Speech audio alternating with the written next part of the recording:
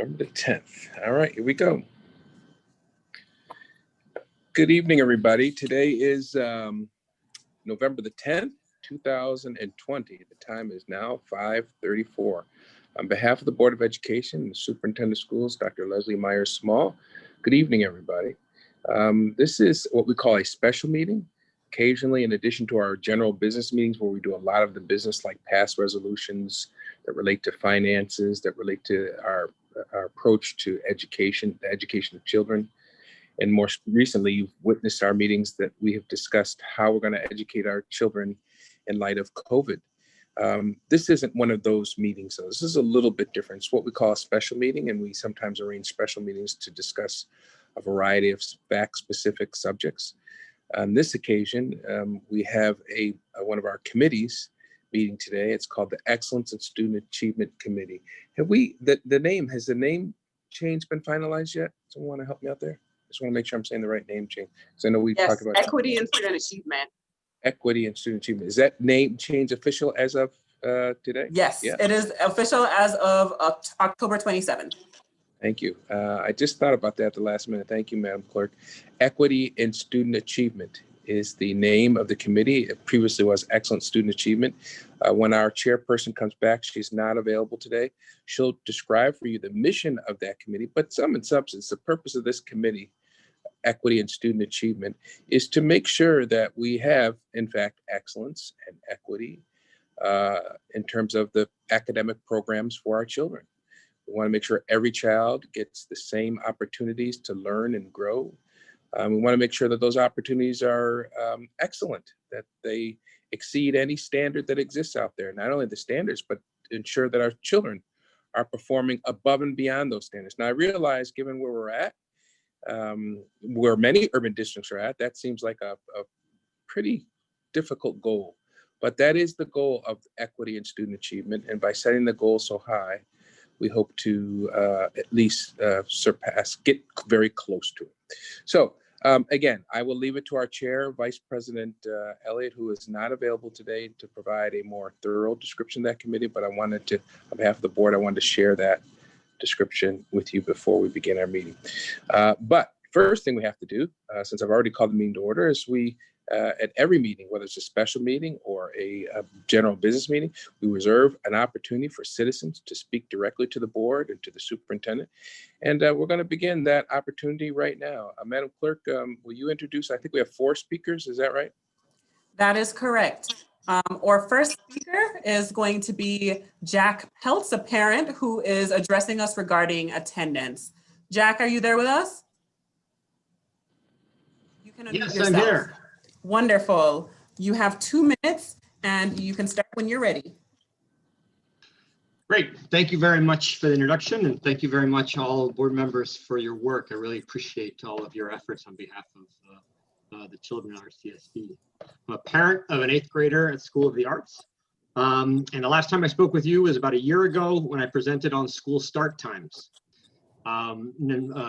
Shortly after I presented, I want to say about 6 months after I presented, School of the Arts shifted its school start time to 8:30. So I'd like to think that my presentation was remarkably effective in changing school start times.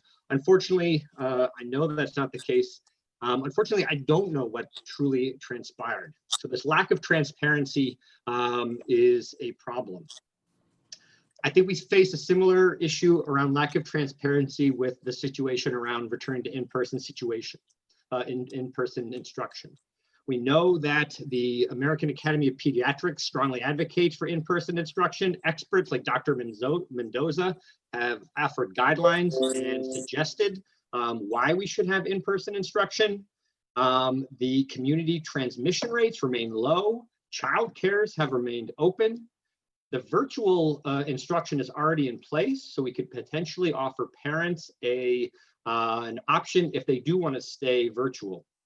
The only reason that we can't seem to do this is beyond me, other than the rumors we've heard around the finances of the district. If it is the case that the finances of the district are preventing this, then that would be great to have more transparency on that. All of the surrounding suburbs and districts have some version of in-person education. And so I'm calling on you, the school board, to be more transparent in your efforts and to admit, if this is something that you can't do, to admit defeat and to say, we cannot offer in-person instruction this year. If you are truly working towards offering in-person instruction, then I would like to hear from you, Dr. Leslie Myers-Small, to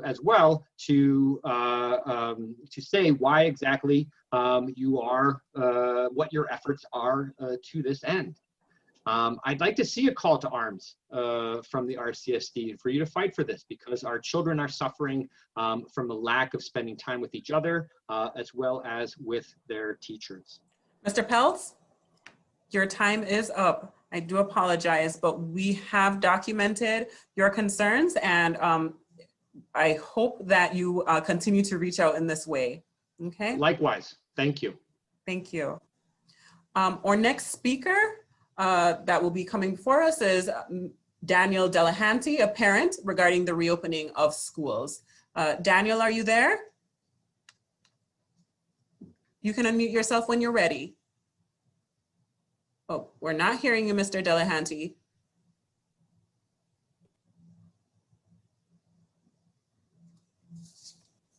How am I doing now? Doing well, wonderful. Thank you for joining us. Thank you so much, and thank you to the board and to the superintendent. My name is Daniel Delahanty. I'm an RCSD parent of 13 years and a teacher in the district for the past 21. I speak with a sense of urgency because our children are not well under Zoom instruction. Students and my own children ask me, when can they go back to school? And I feel as if I am sitting in the dark. Families need to know the plan for reopening schools. Zooming an entire year of instruction is not acceptable. Right now, our students are suffering. They're feeling isolated without human contact, robbed of socialization, the arts, and athletics, while neighboring districts, charter schools, and private schools have provided all these things. Don't think our students haven't noticed. What is the plan for reopening schools for all students? It may sound strange to talk about reopening schools when we are experiencing an uptick in COVID cases, but that is precisely the time to share the plan, to offer children and parents hope and prepare them for how we will need to innovate to deliver instruction. Again, I say our students are suffering and families do not fully trust the district because they have not been provided answers why every other district in New York, with the exception of Buffalo, is back to school and the RCSD is not. In order to build greater trust with the community, we need greater transparency. Please share the following with all families. 1, what is the timeline for returning to in-person instruction? 2, who are the decision makers? 3, what are the current impediments to returning to school? And 4, how do you plan to network with parents and caregivers beyond surveys, Zoom sessions, and robocalls? I thank you very much for your time. Thank you, Mr. Delahanty. We appreciate your comments, and I hope that you continue to reach out to us. Okay, our next speaker at this time will be Sandra Bollard. She's a community member speaking about the reopening of schools. Sandra, are you there? It doesn't appear that Ms. Bollard is with us. So I will move on to Ms. Megan Delahanty. I am here. This is Sandra Bollard, community. Oh, okay, yes, we can hear you. Go ahead, Sandra. Okay, sorry. For 2 minutes. Okay. I am a physician in the community. I have a solo practice. We have followed safety plans from Dr. Mendoza, from University of Rochester, from Rochester Regional. My staff is from the city of Rochester. We have tried our best to make it safe, and we have made it safe so far. We are working so hard. Every one of us wants to make it safe for our patients, and we take personal responsibility, as I know all the teachers, all the administrators, all the ancillary staff, all the bus drivers, everyone will do exactly the same. They can do it. If we can do it, they can do it. I went to the Bronx, Lincoln Hospital. I was in the emergency room with 50 positive COVID patients. I did not get COVID. It is okay. We use PPE. We can prevent COVID with safety measures. I would like to share contagion versus incidence versus prevalence. Even though Adam Urbanski mentioned there's incidence of contagion increased in the Black and brown children in the city of Rochester. No, that's not true. He may have not meant it, and I'm sure the board is not going to stand for that. Contagion, there is no more contagion with race. This is COVID-19. It is contagious and transmitted through the air, but no different with Black and brown children. The prevalence or total number of positive cases among Black and brown children is higher in the beginning because families are more poor working families. Parents have 2 essential working jobs, more exposure to COVID. It is no longer poverty or Black and brown race causing this disparity. Again, there is no use to say poverty or Black and brown race. This is a choice. You have to give them the choice. If you do not give these children a choice to attend school or go to school, quote, go to school, it is you, the school board, making this decision yourselves. I want to share that my daughter is at SOTA graduate. She was 3rd ranked. She's at Washington University as a junior. She has supported the teachers, the city. Ms. Bullard, I do apologize, but your time is up for addressing the board. But we have documented your concerns, and we will be sure to respond when appropriate. Okay. Thank you. Thank you very much. Our next speaker is Ms. Megan Delahanty Reddington, a staff member regarding the reopening of schools. Megan, are you there? You can mute yourself when you're ready. Unmute yourself, sorry. Okay, great. Thank you very much. Wonderful. You have 2 minutes. Great, thank you. Hi, my name is Megan Reddington. I am a parent in the district. I have 3 kids in the district, and I am also a teacher in the district. And I wanted to just talk tonight about a few weeks ago when we got the news about the reopening of our schools in January. Our community was given details for the specialized programs that are going to be opening, and that was great news. But in the line that followed, the only information we received as parents was that at this time, online learning will continue for the rest of the students. And that was it. There was no other information. What? At this time? What time was that? I was so confused. Is the time now or is the time in January? We waited 10 weeks for what? We need to know, what is the timeline? How did the RCSD gauge this situation?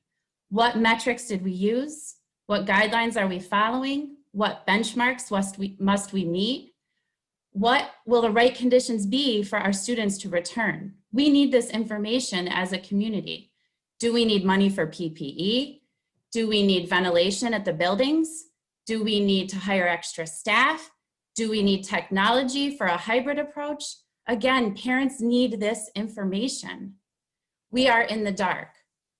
How can it be that the RCSD has drawn different conclusions when all the surrounding districts have the same health and education experts advising them?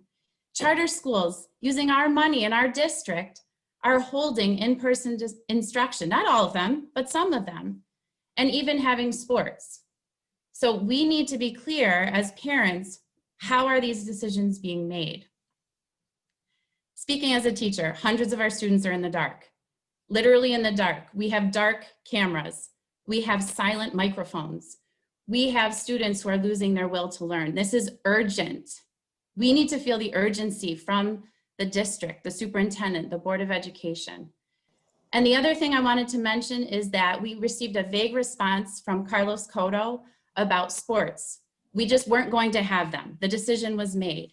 We were not given specifics. Ms. Delahanty Reddington, I do apologize, but your 2 minutes are up for addressing the board. Thank you. So I'm hoping in the winter we can resume sports safely. And I look forward to a timeline. Thank you. Thank you for joining us. All right, President White, that does conclude our speaker section of the agenda. You are muted, sir. Thanks. Could you remind folks how they could provide a submission, a written submission, or have an opportunity to speak before the board, just as the parents did a few moments ago? Certainly. So parents, community members, and staff members who are interested in addressing the board during board meetings may call the board office or email boardofeducation@rcsdk12.org. And once you reach us, we will be able to sign you up for the speakers list. You must call or email before noon on the day of the meeting. If you'd also like to submit written comment, you can send it to the same email address and we will be able to get back to you. All the board members will be able to receive your comments once you provide your comment before noon of the day of the meeting as well, and all comments are posted to the district's website.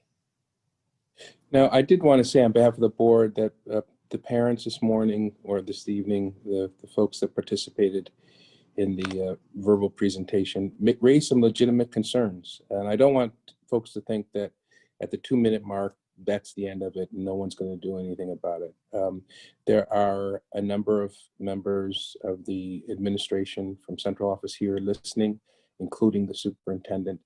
And I know she takes very seriously the concerns that were articulated today regarding what parents can expect and what the future looks like. And to the extent that she can provide additional clarity, I know I am joined by her and my colleagues in providing that to parents. There may be some difficulty in providing the kind of specificity that parents want and would understandably want, but to the extent that that can be provided, it certainly will be. Madam Superintendent, because the issue was raised at least twice this evening, do you want to address the issue in any way or tell people when they can expect a response from your team? Sure. Thank you, President White, and good evening. I want to thank the parents who did speak. As we move forward, the argument always is that if other districts can do it in Monroe County, that we can certainly do it. And I agree, we can, and we are moving forward in that direction with a slow opening.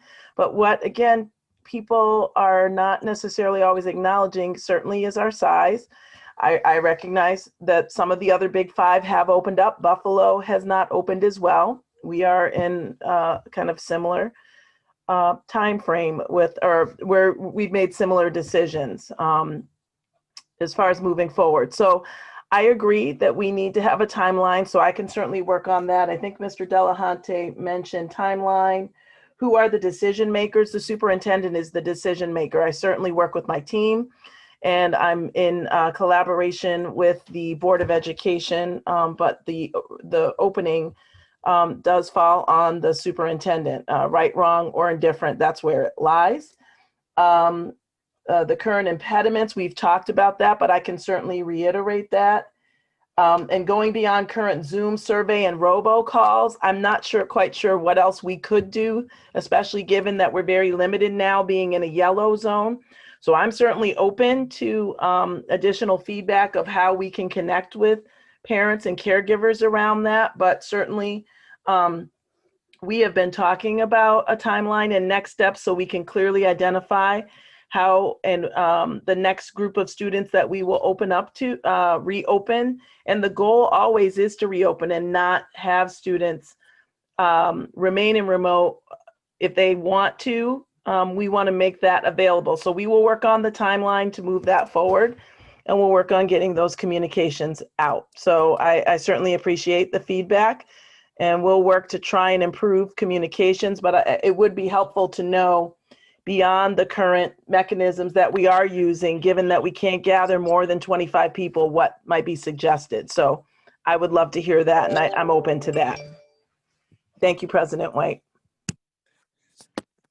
Thank you, Superintendent Myers. On a totally unrelated subject, I know that Commissioner Powell had raised the issue of the amount of time allotted to speakers. And I apologize to my colleagues and to those listening. I don't recall whether there was any resolution to that. And what I'm referring to is traditionally when we were before COVID, we we gave people 3 minutes. Since we've gone online with Zoom, we reduced it to 2 minutes. And I think originally the thought was, well, this is only going to be for a short period of time. But obviously this is going to go on for, I shouldn't say obviously, but it appears that we will stay in this Zoom mode for the foreseeable future.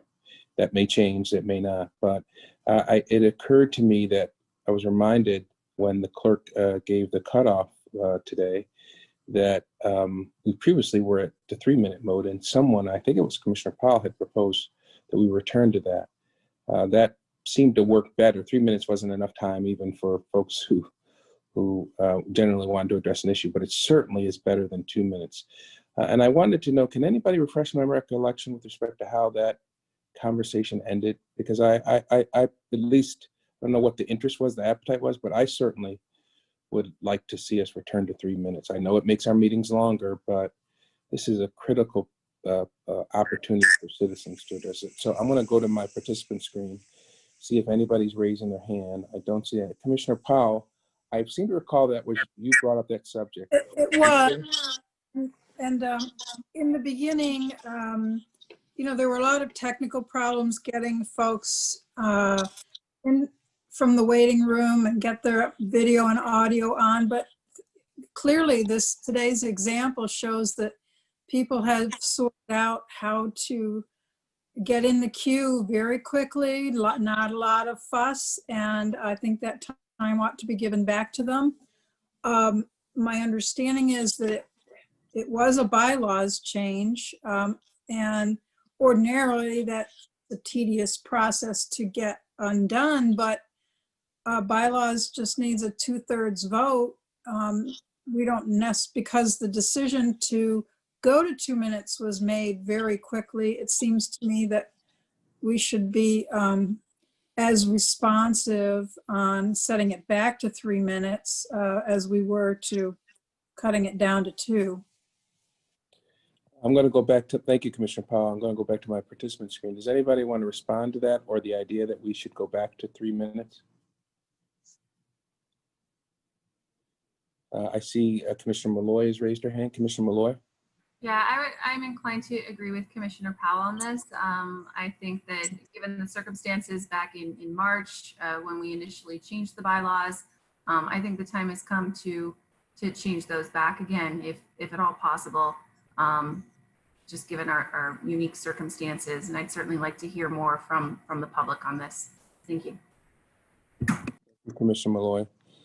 Anybody else want to be heard? A vote to change our bylaws would require a 2/3 majority. So that would be 4, or would that be 5? Someone who's better at math than me? I'm hearing some feedback, but Someone's got a radio on.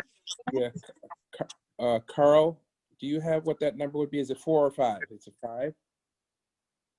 What'd you say, Willa? It would be 5. It's 2/3 of the whole, Mr. President. A whole, yes, that's right. So, Commissioner Powell, go ahead. I'd like to make a motion of it then, if I could. At this time, we don't have Commissioner Elliott, so we do not have 5.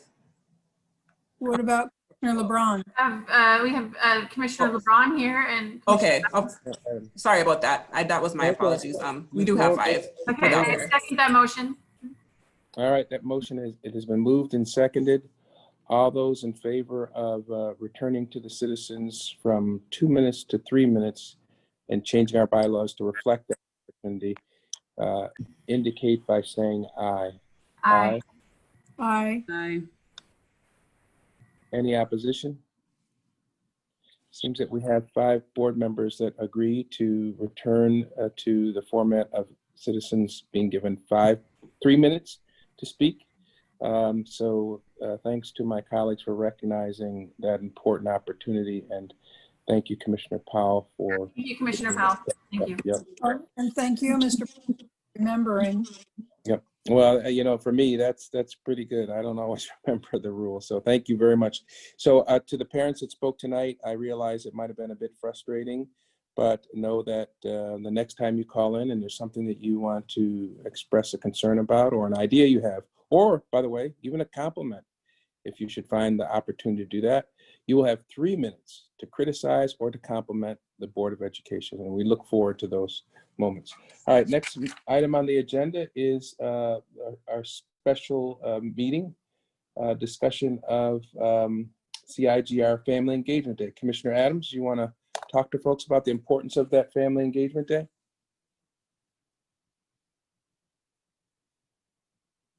Commissioner Adams? Commissioner Adams. Commissioner Adams? Yeah, I had to unmute myself. Okay.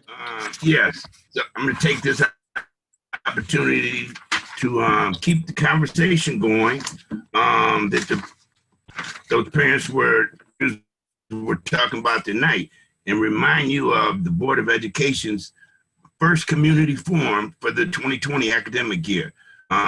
Is coming up this Saturday, November 14th from 11 to 1. In partnership with the Office of Parent Engagement. The virtual event will be hosted through the Zoom platform. Families must register at www.rcsdk12.org/Family Day. It will not be live streamed, but will be recorded and available for replay on district website and social media platforms on Monday, November 16th at 5 p.m. The event will include live online raffles, a keynote with Dr. Myers, discussions with Board of Education members and key district leaders, information sessions and question and answer workshops on the following topics are remote learning technology, remote schooling, specialized service, social emotional services, student engagement, sports and extracurricular activities. Our Spanish session for Latino families. Again, you can register online at www.rcsdk12.org Family Day. If you need assistance registering, you can contact your school parent liaison, or you can get in contact with Office of Parent Engagement at 585-324-9999. It's the perfect opportunity to get some of these questions answered and just to get them on the table, some of these questions. So once again, I hope to see everyone there. It should be packed. November 14th, this Saturday. Thank you, President White. That's it. Thank you, Commissioner Adams. I appreciate you constantly reminding folks of that important event, because, you know, quite often what we do is we tell people one day, or we send out maybe a robocall, or we put it on our web page, and it's never mentioned during board meetings. So I appreciate you constantly reminding people of this important event. People talk about family engagement, but we really don't. We sometimes just give it lip service. And so this event is very important, and the entire board would encourage folks to participate. So thanks again for reminding us, Commissioner Adams.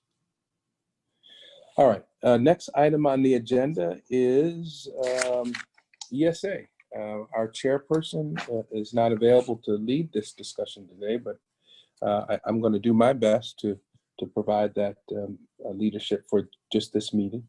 And the first item on the ESA's agenda is student absentee rate. That conversation is going to be led by our Deputy Superintendent, Martinez Davis. Just right? before that, President White, if we could just accept the minutes. We've got skipped over the last month as well. So we just want to make sure we get those. Yep, that's absolutely right. So ladies and gentlemen, we as a board have someone taking notes about every one of our meetings. And like many of you probably participate in board meetings yourself. But for those who don't, those meetings are recorded and they have to be approved. People look at them to make sure they say exactly what was said. And if there's any changes are made. But the whole body has to approve those minutes because they're a record of what we did and said during a meeting. So we have two sets of meetings, one from September the 8th, 2020, and the other one is October 27, 2020. Is that right, Madam Clerk? That is correct. All right, so we, as a board, are going to go through a process of approving those minutes. Can I get a motion to approve those minutes that I've just described? Motion. Thank you, Commissioner. Moore. For a second, thank you, Commissioner Adams. All those in favor of approving the minutes of September the 8th, 2020, October 27th, 2020, indicate by saying aye. Aye. Aye. Any nays? And no calls for amendment to those minutes. So, Madam Clerk, those minutes have been approved. Thank you for reminding me. Next item on the agenda, as I indicated, was a report on student absentee rate. And our Deputy Superintendent, Ms. Martinez Davis, is going to give us an update. Good evening, President White, Good evening. and good evening, Commissioners. This is going to be a standing item on this committee's agenda. So we figure that since it's going to be a standing item, we start by anchoring everybody on our attendance office. So I have asked Betsy Hoffer, who is our Associate Director of Student Attendance. She will be presenting to you tonight and giving you some background information on her office, what they do, and then provide you with information on attendance up to the year. So Betsy. Good afternoon or good evening. It's nice to see everyone. Thank you for asking me to come today to talk to you about attendance. I'd also like to shout out to all of the veterans out there. My dad was one too, and we appreciate all your service. I'd also like to thank IM&T and the chiefs for their support. The chiefs let me know that this was a concern of the board, that you wanted more information about attendance, and IM&T jumped and created extra reports for us. And my goal tonight is to share with you the data that we have around attendance and what the attendance department does. But I also want your feedback about these reports. Is it too much information? Is it not enough? Would you like to see it in another way? And as I'll be coming to see you weekly, I want to make sure that my reports are efficient for you. So first of all, I'd just like to say that the attendance department has changed. Oh, I'm sorry. Am I sharing? I meant to share. I think I need to share. You should be able to. We had emailed the PowerPoint to Kalia and Rahima ahead of time. There we go. Can you see my screen? Yes. Okay, good. So here is our attendance department mission. And this really is tailored to responding to COVID-19. Our goals are to connect with families and parents and schools to make sure that there is technical connectivity for students so they can participate, and also to build relationships with families and schools. And as you can see, when any of those pieces are missing, it could lead to lost learning time in school. And that's really why the attendance is such an important metric for us to monitor. I have a couple of different graphs to show you. The first is where we are right now for RCSD grade level average daily attendance. There's two metrics we talk about for attendance: ADA, which is average daily attendance, and chronic absenteeism, and I'll talk about that later on. But this is a snapshot as of last Friday where we were with average daily attendance. What's interesting to me is that our 7th and 8th graders seem to have the highest average daily attendance right now, close to 90%, not quite. Our district goal is 95% average daily attendance, so we are not achieving that at this point, but we're watching it very closely. The next slide is something that I believe the board asked for specifically, is comparing last year's average daily attendance to this year's average daily attendance by grade level. And there's a lot of lines here, so let me explain them. So the dark blue is last September, and the light blue is this September's. The dark purple is last October, and the light purple is this October. And if you look across here, you'll see that, especially going up to about 6th grade, last year's average daily attendance was much higher per grade level than it is this year. Around 7th and 8th grade, it's almost the same. It hasn't changed very much. and 8th grade is almost right at where it was last year. The interesting thing, although 9th, 10th, and 11th and 12th grade attendance is lower than that 8th grade high point, actually this year in September and October, those grades did better for attendance than they did the previous year. And one of the things that makes me wonder is if this is because our oldest kids are more independent using technology and more comfortable using technology. So I don't know the exact reason, but it is pretty evident that, as you know, in years past, our attendance rates were always much higher at the elementary level, and they're almost the same. So the next couple charts I have, I'm just going to show you quickly, and then I'm going to talk about some comparison data. This is pre-K and pre-KK or to 6th grade average daily attendance for those schools that have those grades. And as you can see, they're hovering around 80, a little bit higher, maybe 85. We do have some outliers that are doing very well at close to 90 or above 90. But for the most part, they are around 80, 85. In fact, district-wide today, we looked at attendance and yesterday's rate was 82.38. And that's pretty much where this is showing as well. And then we also have some schools that are configured preschool to kindergarten or kindergarten to 8. And these are, again, mid-80s. For the most part, some a little bit above 90. And they're really working hard on those attendance rates. We have schools this year that are 7th and 8th grade only. So I'm trying to compare schools that have the same grade configurations. And again, we have some that are getting close to 90, one that's a little bit lower, and most are in the mid-80s. We have 2 schools that are 712 schools, School of the Arts and Leadership Academy. And we have 1 school that is a pre-K to 12 school, which is doing very well, above 90%. Our secondary schools are, again, doing a little bit better than they were last year, but we do have some that are still struggling, and we have some that are doing very well. And Rochester Early College and School Without Walls are hitting 90% pretty regularly.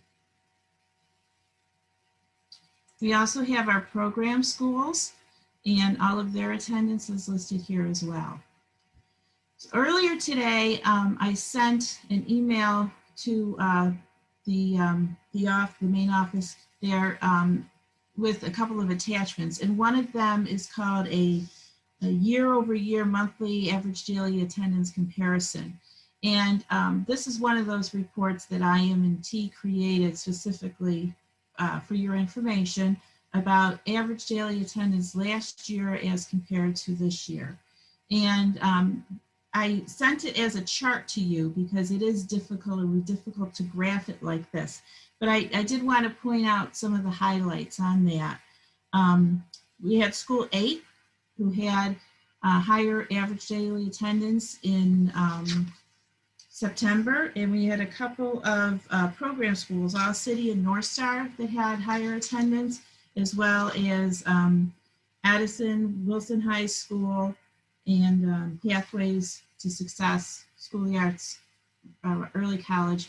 There's a lot of success going on. School teachers and staff and administrators are working hard to make connections with kids, and we are also keeping track of best practices and how we are reaching out. I see that there's 2 hands raised. I don't know, Kalia, how to manage that. Is that something that someone can read the questions for me or can call on them so I can answer? Well, are you willing to have questions during the middle of your presentation, or would you prefer to wait until the end? And President White will facilitate. Well, let me just say, I did see that a couple of board members have raised their hands. Let me just test the waters here, because it may be best to ask board members how they wish to proceed, because sometimes the presentation goes on too long. Some board members sometimes feel like they missed the opportunity to ask the question when it occurred. I'll begin with Commissioner LeBron, since she raised her hand first. Do you, or does anybody have a preference on how they wish to proceed with this portion of the presentation? Commissioner LeBron, do you want to be allowed to ask questions during it, or do you want to wait till the end? Honestly, I have no preference. I think it's up to Ms. Hoffer. If she prefers to the end of her presentation so she can get through it, I'm okay either way. I can answer the question now. I don't know about you, but sometimes I forget my question, so go. Sure. I So go write ahead, them Commissioner down, LeBron. just so you know. I'm writing notes, and I printed some information. So I did have a couple of questions. One, I printed the daily attendance and chronic absenteeism for 2019-2020. But Yeah. then when I look on the chart for the year over year, I had highlighted on my sheet just some of the schools that my, I guess, benchmark was looking at schools that were 90% and above, just to start to kind of see also what their chronic absenteeism rate was. But then when I looked at this year over year, some of the numbers on this chart here don't match some of the numbers on the year to year. So it's just a little bit confused if we're just looking at September and October and November, just snapshots, or the entire year. Like, how did we get the percentages on this sheet versus the percentages on that sheet? Okay, so the ones on this sheet here, the chart, that was created by IM&T, and they looked at the end of the year data, was historical data that they had collected last year. The other information was on this information here, like on these charts that are showing on the screen. I'll show you the chart again. This one here. I'm sorry, I can't see you. It's okay. It says school level grades, Oh. K-12, average daily attendance, and chronic absenteeism for 1920. Yeah, that was told by somebody in the accountability department as part of a FOIL request. And that was using the data that we had so far for last year. This information was also gleaned from Power School and SPA. I do know the one thing that's kind of different this year, that is different from any other year, is because students' attendance can be changed depending on the work that they turn in, and teachers have the ability to go back and change attendance depending on the kids' work that's been completed. So sometimes numbers are changing. Okay. Well, I think that might explain why one chart has a certain percentage. I mean, it's not a lot of percentage off, but it just threw me off when I was doing some comparisons to both. Then my other question, and I don't know if you would know this, Ms. Hoffer, is whether attendance actually has an impact on our revenues and what that impact would be. But in addition to the attendance, if chronic absenteeism and having a higher rate, if that also has an impact on the budget. I have heard that. I have looked for the formula to find that. I haven't been able to do that. I think that somebody else might have that answer. However, I do know that it affects our accountability standings for our schools. So I'm not sure how it affects revenue and what the impact is. I do know that it was waived last spring when we went into COVID, so that it wasn't going to affect our revenues at that point. But I would defer to somebody else if they have more of an understanding about the revenue in the budget. Okay, I'm gonna ask Kalia to document that question, or I can email you the questions, Kalia, if you prefer. I would appreciate that. I want to make sure I get exactly. I'll email it to you. I do want to understand what the impact of the revenue is on attendance and the chronic absenteeism combined, but then also I do know that there was a waiver in March, but what is not clear to me is when that waiver ended. And at what point, did it end in last school year's budget? And I know it's really confusing because Corona happened, COVID happened, and we shut down in March, and it's all happening still in 2020, but it is over 2 different budgets. And it's very confusing, and I get it. So I will email you those questions, and those are the only questions I have right now. Thank you. Thank you. Was there someone else who had a question? Yeah, my question, it's Willa Powell. My question's best answered at the end of your presentation. All So right. if you want to leave my hand up and call on me when you're done. Okay, thank you. Okay. So what I wanted to say, am I still sharing? Okay. Is that I just wanted to remind you that chronic absenteeism is missing 10% of possible school days. And when a child misses 10%, we call that child chronically absent.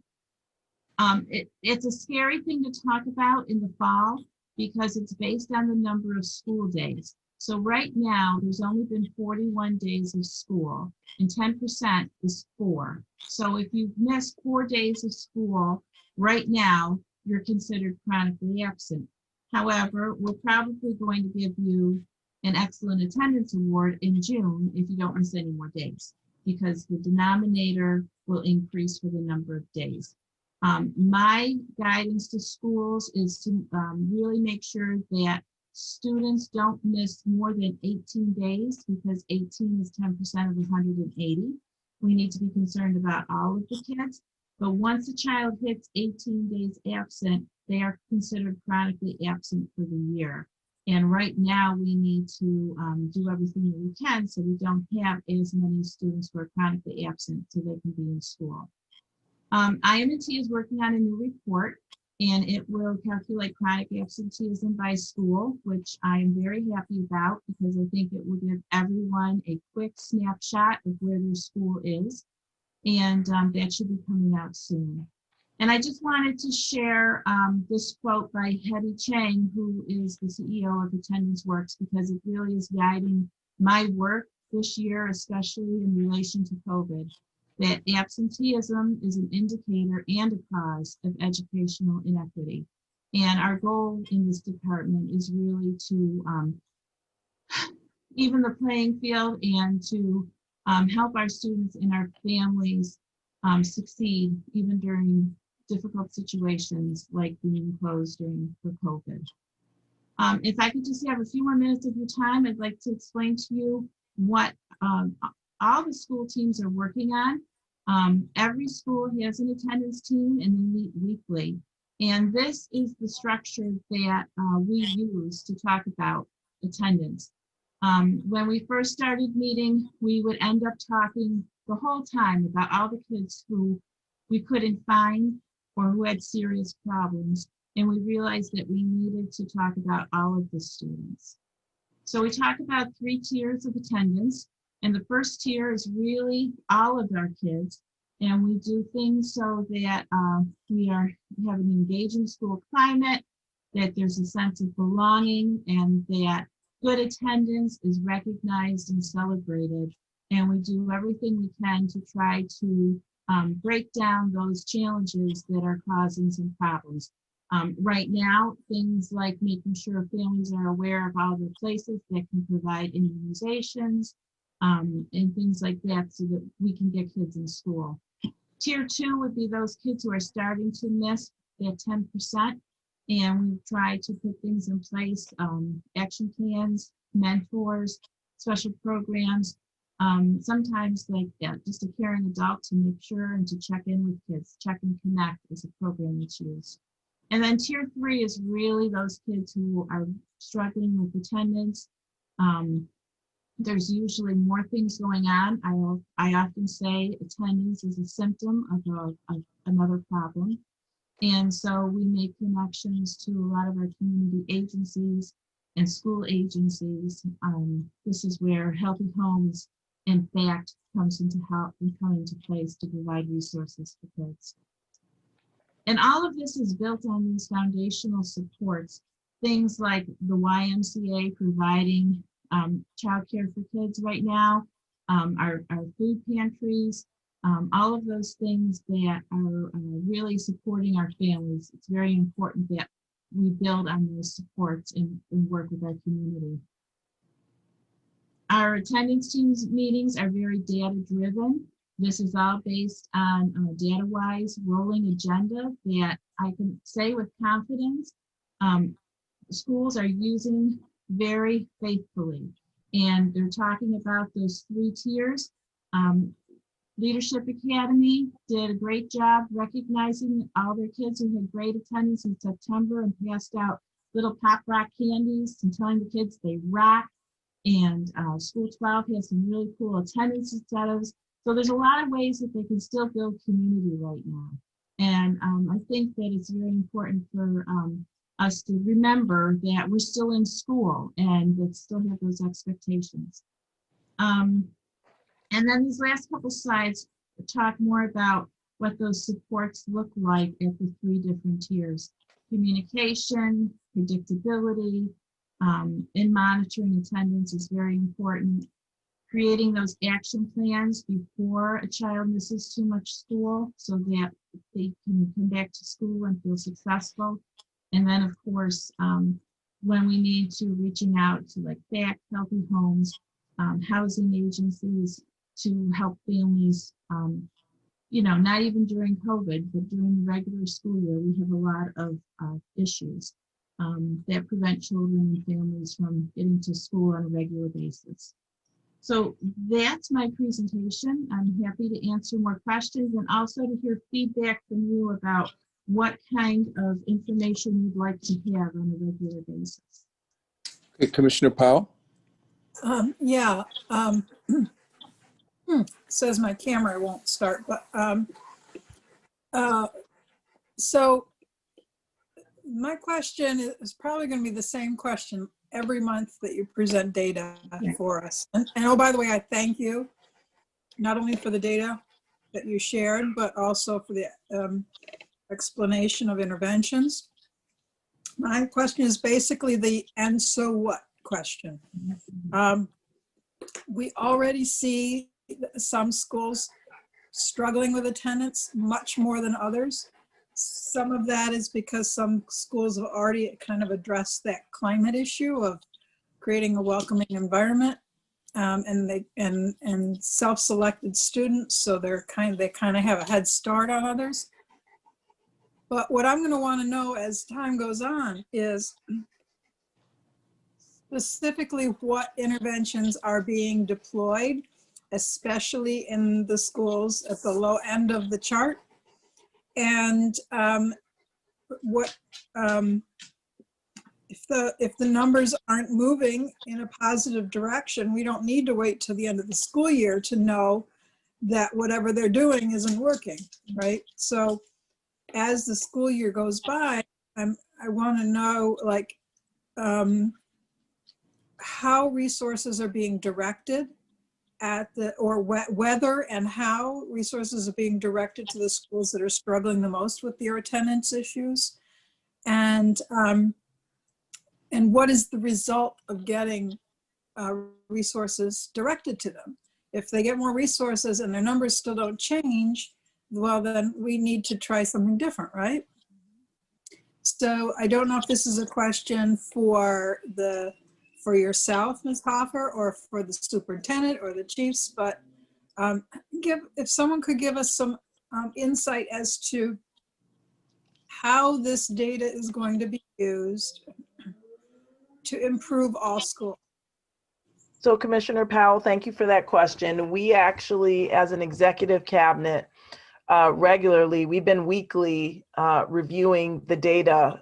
So that's everyone on the cabinet, but more specifically, the chief of schools, which is Shirley, Sheila, and Carmine, along with Dr. Black, who's our chief academic officer under the leadership of Dr. Morris, have been reviewing information, and it's my understanding strategies, and Dr. Morris, correct me if I'm wrong, we've had a real a targeted and specific focus on attendance. So and we're trying to figure out exactly just what you said, the schools that are doing it well. We want to try and replicate those successes, and President White has talked about that. with other issues. You know, if there's a particular process or way that one or a few schools are doing it, then we need to figure out replication. But one of the things that we do know for sure is that students attend schools where they feel included, where they feel welcomed, right? So it's not as easy as just saying we're going to apply this particular treatment or strategy. And that's really the digging under the surface a little bit more. We've got to really make sure that if students aren't connecting or they don't feel connected, how do we do that? And so that work correlates to the work that Melody and her team are doing relative to social emotional learning, the development of restorative practices, and having restorative schools. So it really is, it's simple, but it's not so simple, because attendance is the one area that it doesn't require you taking an assessment or fulfilling requirements to graduate, right? You need to just, simply said, you need to show up or you don't show up. So it's a multi-pronged approach, but certainly as we try and figure out how to do it better, how to get it right, we can begin sharing with the board what those strategies are that enables schools to be successful in this area. And every spring, well, for the past 2 springs, we've been conducting attendance team self-assessments. And we go through a whole list of categories for schools to rate themselves and what they've done well this year and what they need to improve on. And that's something I'll be sharing with Mrs. Martinez Davis about what that information has showed us and what we can move forward on. And we're collecting best practices. So that's something I'd be happy to talk about at a future time. I think the other thing that's just important to share, Commissioner Powell and everyone else, is that as Betsy mentioned, each team does have each school has an attendance team. So I know this week when I was out at schools, 2 schools that I attended, where I actually came in the middle of a Zoom meeting where they were reviewing the data and seeing that, you know, Betsy, Willa, Van, Kalia, and Melody aren't here. So what specifically do we need to do? So it is that granular at times where they're really focusing on, okay, how do we get Willa to school? What do we do? Have we called the parent? Is there a grandmother or another family member who we can reach out to? Is there any way that we could meaningfully incentivize them coming? So the schools, the principals, the assistant principals, our community school coordinators, and their teams are really working to try and figure out how to get Willa specifically to school if she's not coming. Does that answer your question, Commissioner Powell? Thanks, and it does. At this stage, I guess I really just want to put up the flag that says, these are the questions I'm going to be looking for answers from in months to come. Okay. I see. I'm Go sorry, ahead.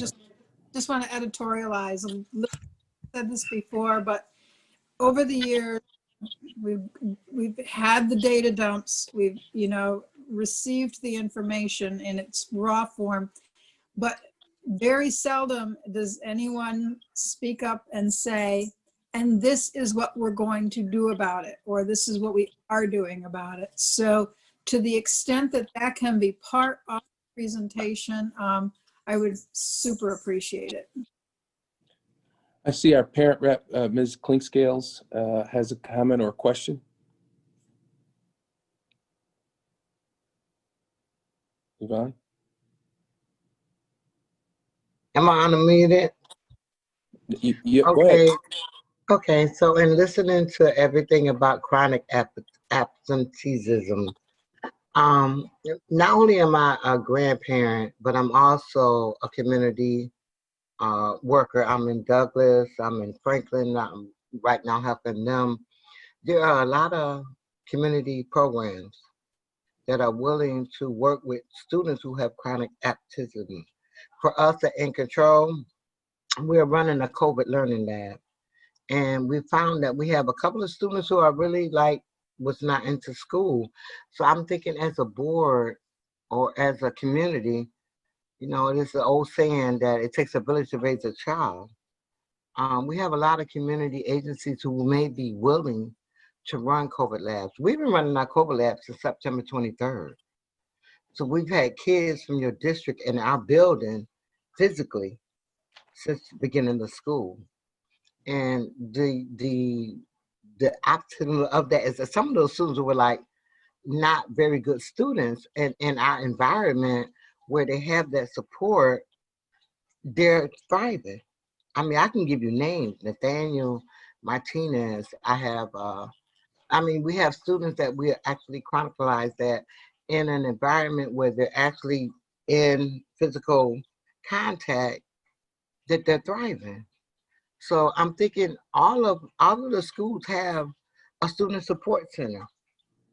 And as a parent, also as a community person in those support centers, is there any way that we can utilize them more? I mean, we're not on an island. So we need to bring in every resource that we have. You know, we all have rosters of students that we work with. So is there any way that maybe we can utilize our community resources, with some of them we pay, to actually have more in contact learning with the students? As I said, at In Control, we've been doing it since the first year of school. So I mean, that I think, as not only as a parent, but as a community school member, can we utilize the resources that we have right here? You know, most of us have buildings, we have computers, we have Wi-Fi. So those are things that we're finding in our program that is working. Ms. Klingsdale, thank you for saying that, and we just failed to mention it, but that's part of what we've built into our contracts with our community partners who are delivering their services in a remote environment. Part of their outreach does involve the engagement and supporting our students. So that is something that we actively have our partners working on with us. Thank you. Right. Shut me down. Well, Yvonne, were you set? No, I'm not, because I want to ask, what is the tracking of what these services are doing? I'm not sure what you mean by tracking. When I say tracking, how many of these community services are actually servicing your kids, either virtually or in person? I can't give you the number right now, but if we talk to each of the schools, they can tell you who is doing that, but I don't have a number off the top of my head. So is there any way that we can unionize that so we know that data? Is there any way that we can find out that data? How many of our community partners are actually engaging in supporting those students that's on our roster? Why don't we take that back and we can figure out how to quantify that? Okay, no problem. All right. We have Commissioner LeBron, who has a question. Yeah, I think it's more of a comment towards some of the conversation piece about engagement. And so many of you know, I have a fourth grader. I put my fourth grader in one of our community partners in their program, in their pod. And I'm still getting phone calls from my daughter's teacher that my daughter sometimes does not turn on her computer or participate. And, you know, it's almost every other day conversation in my household. So I just want to put that out there because I think it's a real struggle.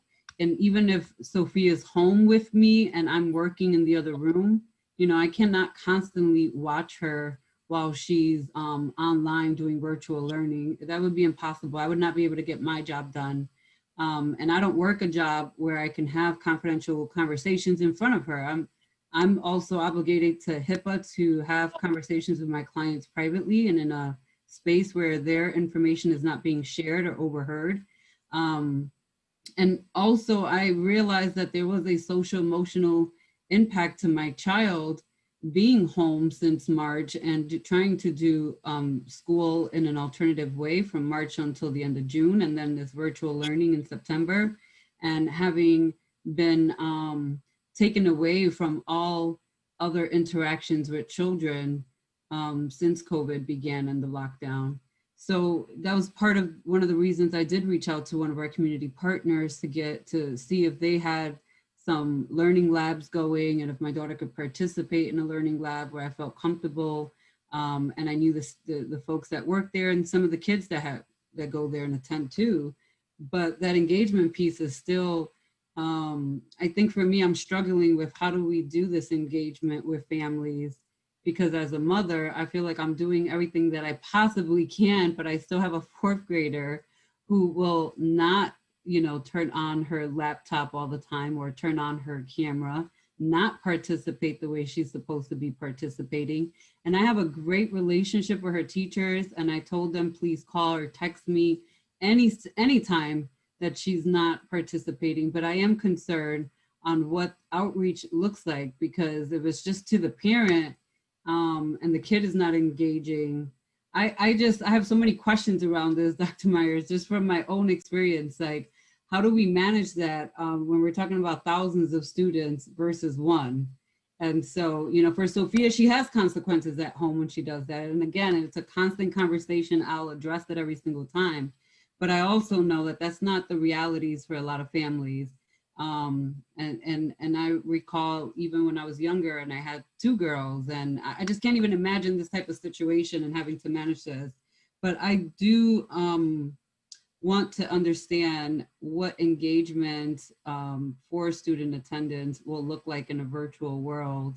And also note that for me, it can't just be a phone call to the parent to engage the parent, because you can call me and I'm going to do what I can do to like reiterate that message back to my daughter and have consequences. But also at a certain age, they're kind of making decisions knowing that there's consequences at home and still doing it, because they might be at that age where they're trying to push boundaries at home too. So I don't know if you have any answers on that, but certainly I'm interested to understand what the plan will be for that type of engagement. Okay. All right. I'm looking at the participant list and I see Yvonne, yep, you have another question or comment? Or is that an old question or a comment? All right. No, I do. Because Okay, go ahead. Commissioner LeBron, you are exactly the parent that I'm focused on. That's the parent that has a job, that has a child, that has to almost self-govern herself to get her education. And that's my concern as a parent. Our program caters to a child like you, who has a parent that has to work, and they need to have secure and a way for them to interact with young people. So that's why I said we have a whole bunch of community partners who are willing and able to service some of these kids. The emotional and social emotion that they're losing is incredible. So me as a parent and me as a representative of the community service, I think, we spend a lot of money in a whole lot of directions with no result. In COVID, this is a unique opportunity for us to utilize our partners. We all have spaces that's available for students. And for parents, I mean, right now at our program, I have 3, 4, 5 parents who reach me out from Franklin who are delighted with the fact that their kid is interacting with somebody COVID safely. So I'm thinking as a parent, why aren't we using all the things that are available to us? I mean, our partners are there to help us. And in light of COVID, things have to change. We may have to ask our partners to do a little bit more. And as a parent, I would totally appreciate it. My granddaughter comes in control of me every day. Actually, she's a charter school student, which has 2 days that are hybrid. The one thing that's made me very excited is that our kids with special education will now be able to actually congregate together. So what I'm thinking is, I mean, we gotta like reach out to the people that we're giving all this money to support our students, and that's to give them the opportunity to be more It's just a namesake. Hillside, Liberty Partner Leadership. I think all of these agencies that are actually a part of us, we need to engage them. You know, I look at this meeting and I see no community partners. I just see the district. You have more tools. You need to use your tools. They're there. You're paying them. Some of them, use them. Especially, and I'm so elated that you're doing special education because that's my passion. That's my goal, to be a special education teacher before I leave out of this world of working.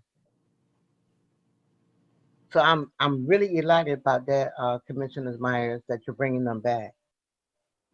But I'm also, you know, deeply disturbed that we're not using the resources that we have available in our district to say, call to arms. You know, we need people who can, especially we talk about chronic absences. You're talking about kids who don't come to school. Most of those kids are probably tied to an agency that could get them to actually come to school. Use it. Thank you. Thank you. All right. Next, I'm sorry. Hold on one second. Next item for review on our agenda is African and African American Studies AP courses. Superintendent Myers Small. Sure, thank you. Good evening again. I just wanted to update the board and our listening public around an advocacy effort that falls under the umbrella of our ESA committee. As you know, we are a district that is over 90% Black, African American, and Latinx. And if someone would put the PowerPoint up, I'd appreciate it. But I'll just keep going until it gets up. And so what's important, just as far as context for this, is that our social studies department does run an e-learning professional learning course entitled Teaching Accurate and Comprehensive Black History in K-12 Schools. There's essential content that includes places African Americans at the center of the story, moves beyond personal prejudice to systems and structures, balances white brutality with Black humanity, and it studies 5 essential periods from 1619 to 1865, Reconstruction and Redemption from 1865 to 1896, the Jim Crow era from 1896 to 1954, Civil Rights and Black Power Movement 1954 to 1980, and the contemporary movement from 1980 to the present. So as we think about that context, we need to talk about the need. And we know that in recent times, there has been a push to create an advanced placement course. You can go to the next slide, dedicated specifically to studying African and African American history in varied forms. And there really has been a significant, as of late, within the past 6 to 9 months, there's been significant increased demand and publicity with petitions moving forward. As a Big 5 district, as I mentioned, where 90% of our students are African American and Latinx, we really want to continue to move forward with ensuring that culturally responsive and relevant curriculum and materials are available at all levels, and in this case, particularly at the advanced levels. It's so important for our students to see themselves reflected accurately in texts and coursework, and it is important for honors classes and college credit, dual credit courses offered to students has to really let our students see themselves articulated in the content and in the coursework. Next slide. So our current status is we began a campaign right at the beginning of September where the Rochester City School District, and this was a combination between myself, Dr. Black, our Chief Academic Officer, and Elizabeth Reyes, our Executive Director of Equity, Diversity, and Social Emotional Learning. We crafted a letter to the College Board outlining the need for an AP African and African American Studies course. This letter was shared to NASB, which is the National Association of Black School Educators. ATIBA endorsed the Rochester City School District letter, and it was sent to elected officials and other organizations that cater to Black African American students. In October, the New York State Council of School Superintendents sent a letter endorsing Rochester City School District's letter and petition for the need for the course as well. President White was with me when we attended the president and superintendent meeting for Monroe County School Boards Association. And we requested that Monroe County School Boards Association endorse this letter, which it was, and it was sent, and there was an endorsement of our letter. And then just recently, the Monroe County Council of School Superintendents sent a letter endorsing Rochester City School District's letter, as well as crafting a new letter. So we are gaining traction, not only regionally, but at the state level and at the national level. And it is our intention to continue to advocate until the College Board relents and allows to open up the coursework to include African and African American studies. And we want it to be an AP course, not a capstone, not something that they're piloting, but a permanent course. And so I just thought it would be important. The board has received the letter in a previous Friday letter correspondence from myself, but it's our hope, just because of publicizing this and getting the word out to as many individuals as we possibly can, that this is something that is important to our district. It's important to other educators, including administrators and superintendent and school boards. And so we are going to continue to push to fight to move this forward. So again, on this last slide, the next steps is to continue to advocate until approval is granted.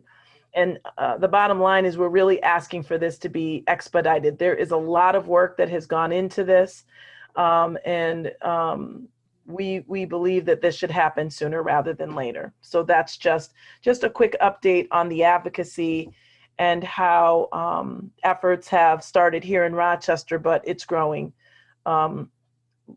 locally, statewide, and nationally. So that's my report, President White. Thank you. Thank you, Superintendent Myers. Next item on the, let me see if there are any questions or comments. Yes, Commissioner Malloy. Yeah, thank you. Just as a social studies teacher, I just want to commend you and say thank you so much for this advocacy, Dr. Myers-Small, and to everyone in the district who has done this advocacy, especially at the national level. I think all of our students are going to benefit from this type of programming. In addition to that, I think that we could be the sort of program that other suburban communities or other communities in general would aspire to. And I hope that we get interest from our surrounding communities in perhaps coordinating in these efforts in some way, so that more and more students can benefit from this type of programming. But thank you so much, and kudos for this advocacy. We appreciate it. Thank you, Commissioner Malloy. Next we have, I think it's Commissioner Powell. Yes, Madam Superintendent, I noticed that the petition is going to College Board, which is basically a private entity, right? A corporation. What role does SUNY, CUNY, and the Board of Regents play in this? It seems to me that they could apply some pressure as well, don't you think? So we have reached out to the New York State Education Department. I've had a conversation with Commissioner Rosa, Deputy Commissioner of Education, Dr. Wilkins, And Regent Lester Young, this is an area that is of high interest to him. He is the initiated the My Brother's Keeper project of which Rochester. So New York State Education Department is very aware and very supportive. I failed to mention we also have the Big Five that are moving forward. I don't know that I'll take that conversation back to see what, if any, the SUNY and CUNY higher education institutions could do. So I believe his name is, the chancellor is Jim Malatras for SUNY. So we can certainly get that letter out to him as well. I don't see any further questions on the participant list. All right. Next item on the agenda is a brainstorming session regarding ESA work plan. It indicates that Dr. Myers Small, you're going to lead that conversation. Is that in response to the brainstorming notes that were prepared by Vice President Elliott at the last meeting? And is this your response to that? This is the break, right. Rahima worked on developing that, but I believe Dr. Morris is leading that. I'm not. Okay. Dr. Morris? President Wright, can I jump in for a moment? Absolutely. So you're correct that the original list came from the brainstorm that from the ESA meeting on September 8th. And then we took it back after feedback from the October meeting to administration. And so we incorporated their input and updated the list. And so now we would like commissioners to review, provide feedback and input, as well as Commissioner's Elliott wish was that you prioritize about 5 items to focus on for the remainder of the year. So again, I'd like Dr. Morris to have some input here, though, if she would just lead. Dr. Morris. Well, I will echo what Rahima said. If Rahima can put up the list, the process that we agreed that we were going to use is that we were going to put up the list and we were going to prioritize together what would be 5 areas that we wanted to prioritize for the rest of the school year.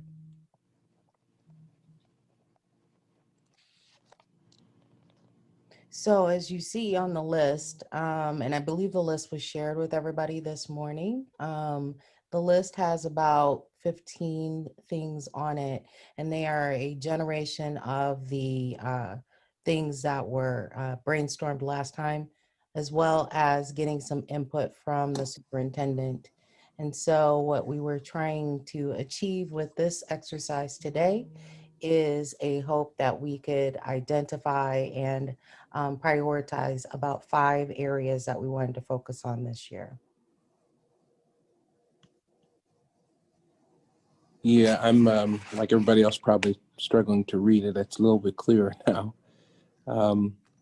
So what is the task? You want us to prioritize those list of activities, goals? Yes, we were hoping that when we initially asked for the reestablishment of this committee, the board was asked to generate a brainstorm of what they thought would be important for us to cover in this committee. We have summarized what those are. We got input from the superintendent as well between the last meeting and this meeting today. And so based on that, we now have our list of the brainstormed requests or wish items that the board had listed at the last meeting. And we wanted to narrow this down to 5 specific areas that we would want to focus on for the rest of the school year. President White? Yes. Go ahead. So for example, number 7, we've mentioned this quite a bit, a review of successful practices that happen in schools and determine how to measure to scale.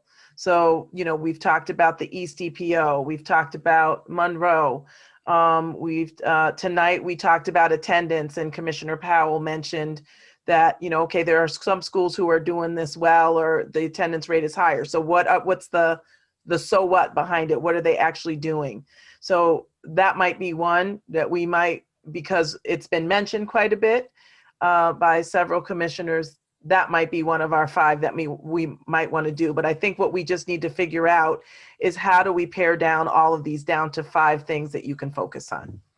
All right, so I was looking at the participant list and I didn't see anybody raising their hand, so I'll do what I normally don't do, I'll go first. I saw this and I thought 4, 5, 7, and 10. Now that's not, you said you want top 5. My top 4 are 4, 5, 7, and 10. And you see there's a pattern there. I want to, I think Dr. Jallo indicated in her report that our ELA and math scores have been low for 2 decades, long before most of us got here. And obviously there was problems that led up to that 2-decade-old problem. And I want to repeat, for those who want to blame the board, this has been going on for at least 2 decades. And there has been very little to no improvement in those scores. So 4, 5, 7, and 10, in my mind, reflect what we must do to get those scores enough. 5 deals with special education, but we can't move the meter unless we treat our students with special needs in a more efficient, effective, and just manner. So for me, it's 4, 5, 7, and 10. Anybody else want to be heard? I see Commissioner Malloy. President White, before we call other hands, I just want to let everybody know that number 7 and basically 8, we've already incorporated into future plans for the agenda. As a matter of fact, the next ESA meeting, we will start that process of bringing schools and allowing them to spotlight the areas that there's areas of success, and it will be linked to a conducting of a data analysis or a data point that's a successful practice in a school, and talking about how that then could be scaled in district schools across the district. So 7 and 8 are already incorporated into our future agenda focus. So if you want to choose another one, because we've already kind of incorporated that, that would be fine too. Thank you. Let's hear from other commissioners. Commissioner Malloy is next. Sure. I certainly think all of these areas are really vital and important, but I would say that number 3, I think that was the equity weaved into language. Am I correct? Oops, I'm the wrong one. Sorry. So number 2 then was one of my priorities. Number 5, the SPED success measurements aligned with our strategic plan, making sure that our special ed success measurements are aligned. Number 6, our academic cost analysis of varying programs. And I actually have 6 priority areas, sorry, instead of the 5. Number 7, review of successful practices. And then number 10, student assessment. And then finally, number 11, CTE programming. Thank you, Commissioner Malloy. Commissioner Powell. Yeah, I'm going to sound a little bit like a one-note Nelly, but number 6, in terms of putting our money into programs that work, the inverse is we have to stop putting money into programs that are not showing signs of success. I mean, if someone were to prove to or show me that every program we put money into is working, then we wouldn't, maybe this wouldn't be so important. But in fiscal times such as these, we can't afford to put money in places that don't have impact. Thank you, Commissioner Powell. Commissioner LeBron. Yeah, so I have my 5, but I just want to also state that this board, at least the board majority that was here when Dr. Aquino was here, has long known about our efficiencies or lack of efficiencies in our students' academics, including ELA and math scores and their proficiency rates, because it was a point of argument for many board meetings and leadership meetings as well. So I also am interested in understanding how all of these points are going to be also aligned with the academic recommendations from Dr. Jallo, and if we are just prioritizing what the conversation will be geared in this committee, because all of these things should be happening anyway at some point, whether it's through this committee or a board business meeting. So I will prioritize them, but all of them should be happening as points of conversation, as points of us viewing and making sure that it's happening throughout different committees. So for me, 1, 5, 10, 14, and 15 are the numbers. And I don't know if anybody's writing these down to figure out how we'll get a consensus. I also would like to bring this topic right back up when our chair is here to get her feedback on it. Commissioner LeBron, we are documenting everyone's choices. Thank you. Absolutely. When Vice President Elliott is able and in a position, we will certainly, and even before the next meeting, we'll make certain that her opinions are heard and make their way into this list of priorities. But for now, Commissioner Powell. Yeah, based on what was just said, I only mentioned number 6 because no one else mentioned it. It isn't to say it's my only priority, but I endorse what other board members have said. So I guess if I don't come up with four more, that'll skew your table, won't it, folks? Commissioner Powell, I did bring up number 6, just a heads up. Oh, did you? Can we zoom out so we can see all the choices? Or make it smaller? Thank you.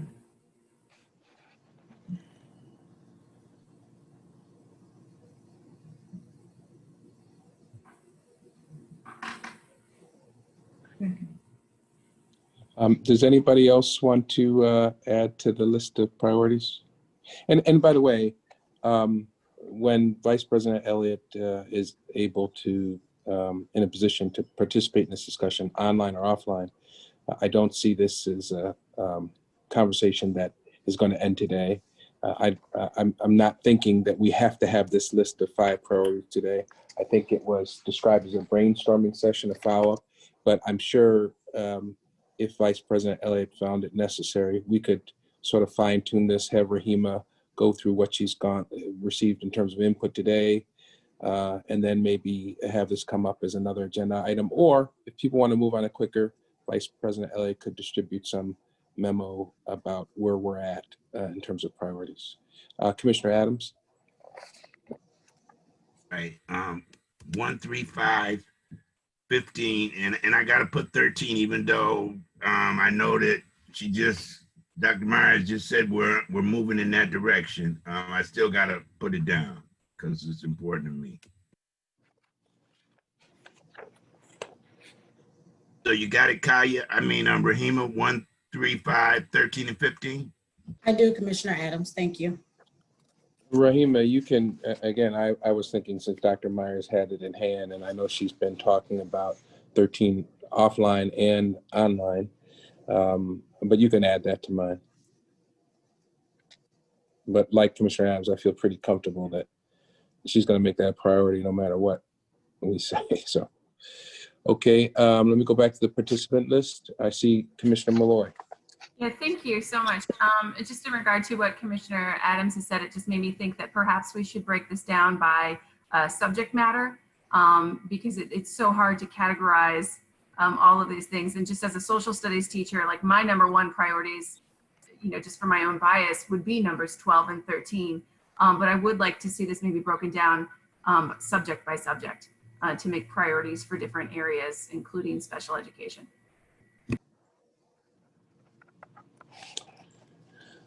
Rahima, I don't suppose there'd be any objection to that. Seems like a good idea, but I'm sure you'll discuss that with Vice President Elliott, and we'll either discuss it at another meeting or maybe she'll decide to distribute a memo to keep it moving forward. Yvonne, Ms. Clinkscales?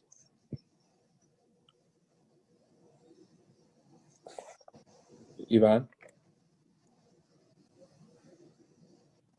I can't tell if you're muted or because She is muted. I'm muted. I'm back. Okay. I think every subject on here is imperative to all of our students. But I agree with the last speaker, which is them knowing who their identity are, which is the 13, I think, 13 and 14, African American Studies. Because I think that's where it begins. As a young person, you need to know where you are in society. And if we look at daily media, they don't feel that they're important. So they need to understand from whence they come, from where they're going, and how do we change the way that we're perceived as African Americans. The one thing that I swear to God, I know this off topic, but the one thing that warmed my heart was when Joe Biden said to us as African Americans, y'all had my back, now I got yours.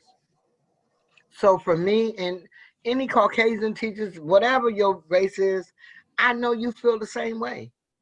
You want to see your students feel good about themselves. So that African American study, because y'all know I want to be a history teacher, is awesome. I think that would give our kids a base, especially if we start them young. You know, maybe there's a way that we can lay out this African American studies from kindergarten to seniors. You know, let them know at 5 years old, you have the potential to be who you are. Because your people, your race, have always been leaders. That's what's taken away from our students. You know, they don't know who they are. They don't know the greatness and the power that they have been a contributor to history. So, Malloy, I'm feeling you. I love it. And I think that is just a part of how we groom our kids from the womb to adulthood. All right, let me go back. Thank you, Yvonne. I don't see anybody else with a comment. So let me thank Rahima and everybody who participated in this presentation today. And again, I know you'll backtrack to, Ms. Wynn, you'll backtrack to Vice President Elliott and staff at central office and figure out a way to move forward on this as quickly as possible so that it's clear what the board's priorities are. All right, next item on the agenda, and I'm moving along, folks, because we have a, it may seem like we're advancing pretty quickly, but there is a hefty part of the agenda left, which is to have some discussion about the state monitor's academic plan. So let's move on in our conversation. The next item on the agenda is a brainstorming session regarding ESA data reporting. Dr. Myers or Rahima, can you give us an update on that? ESA data reporting schedule?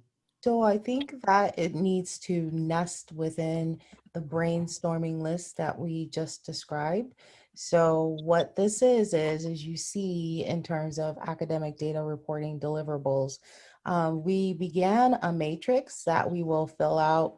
The committee will prioritize certain data that will be available as the year goes along, and try to also tailor our presentations and discussions in ESA around those data and their availability. And so we were, of course, going to present certain data that are probably a part of the conversation that we just had. But we also wanted to prioritize if there were some particular data sets that academic data sets that the board were interested in having discussions around, we could also identify those and put them in this matrix. And that also helps us guide our agenda creation for the rest of the year as well. So that was pretty much the reason why we had this matrix that we began.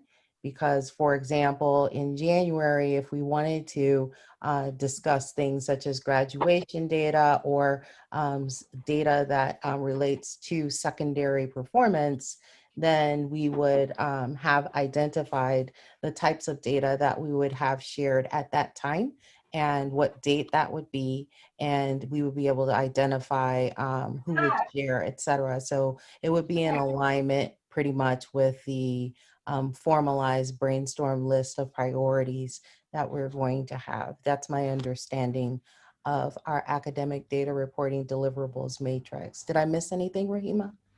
Nope, that was beautifully said. Thank you.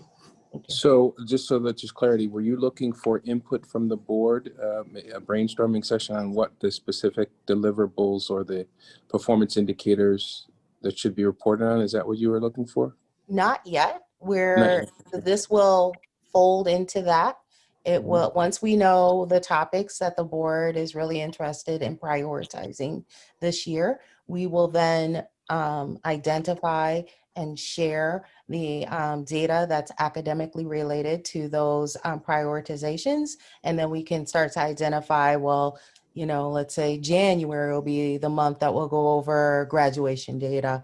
March will be the month we'll go over science data and such like that. So this is going to nest within that discussion once we prioritize our list of areas of focus for the rest of the year. I would only think back to a remark made by Commissioner Powell, and I forgot the phrase she used, but what's next? And the reason why I mention that is I will harken back to something Commissioner LeBron said. For years, we have been asking for this data. Everybody knows, long before you guys got here, we had what we call and still call finish line reports. And they reviewed important performance indicators like ELA scores, math scores, long-term suspensions, out-of-school suspensions, growth rates. The state was big into growth rates when you knew that you couldn't move the number as big as you wanted, so they started measuring growth rates. We put that on there. And of course, graduation rates. So we have been measuring, you know, there's that old adage, what gets measured gets done.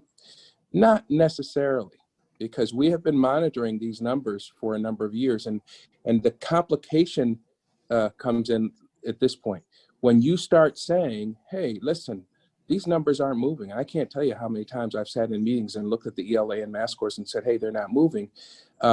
You begin to want to probe that issue, and then you start asking, well, what are you doing? Is it a standardized curriculum? Is it a decentralized curriculum? Then people begin to think about, is that micromanaging? Right? So if we can't get to that granular level, the next question that has to be asked is Commissioner Powell's question. Okay, these are the numbers, so what are you going to do about it? Because quite often in that 20-year decade that I referred to, we would be, and certainly more recently, the last 10 years, we've been asking about specific performance indicators and where they're going.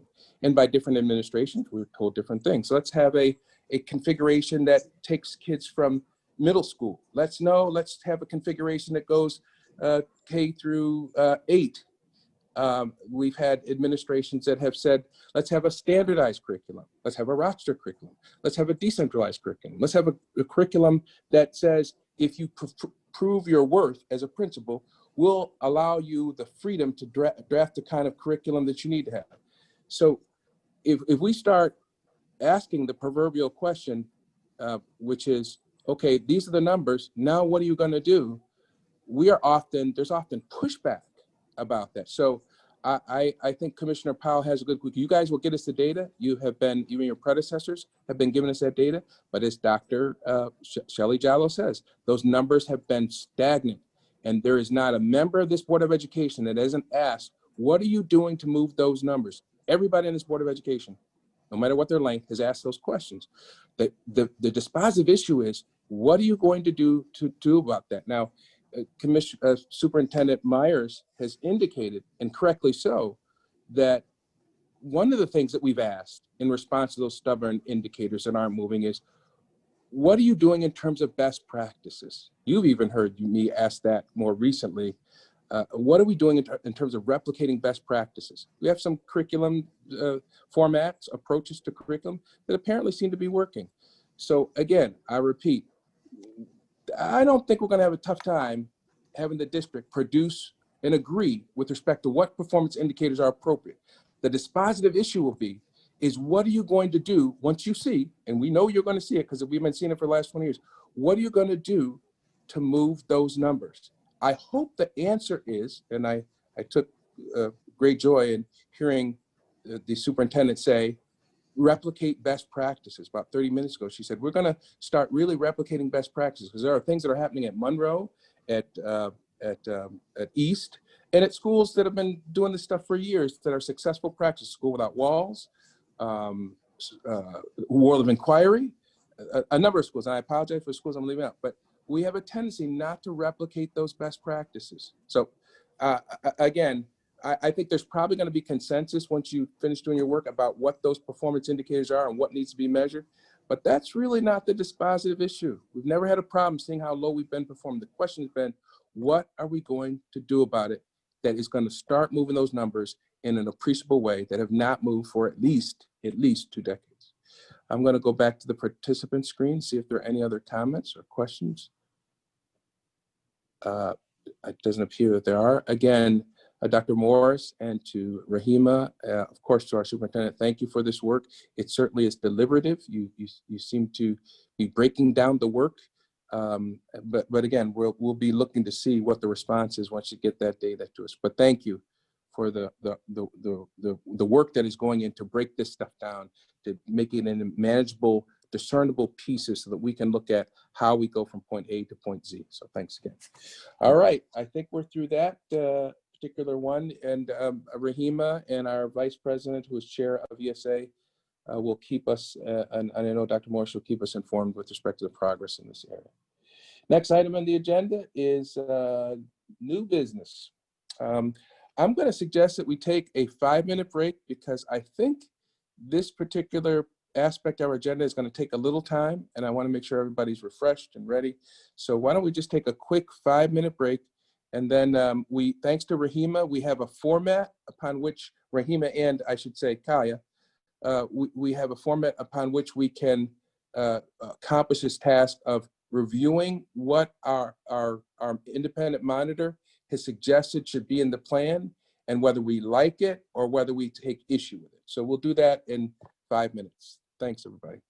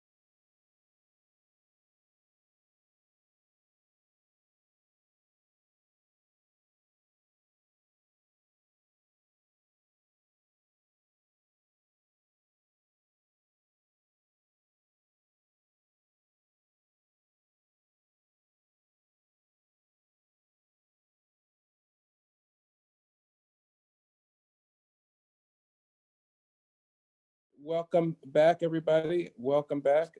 Today, again, the date hasn't changed. It's November the 10th, 2020. And on behalf of the Board of Education, we appreciate you still being here today. This evening, it is now 7:30, and our meeting is not complete. In fact, we're about to embark on a very serious portion of our agenda, and that is a review of the Independent Monitor's academic plan.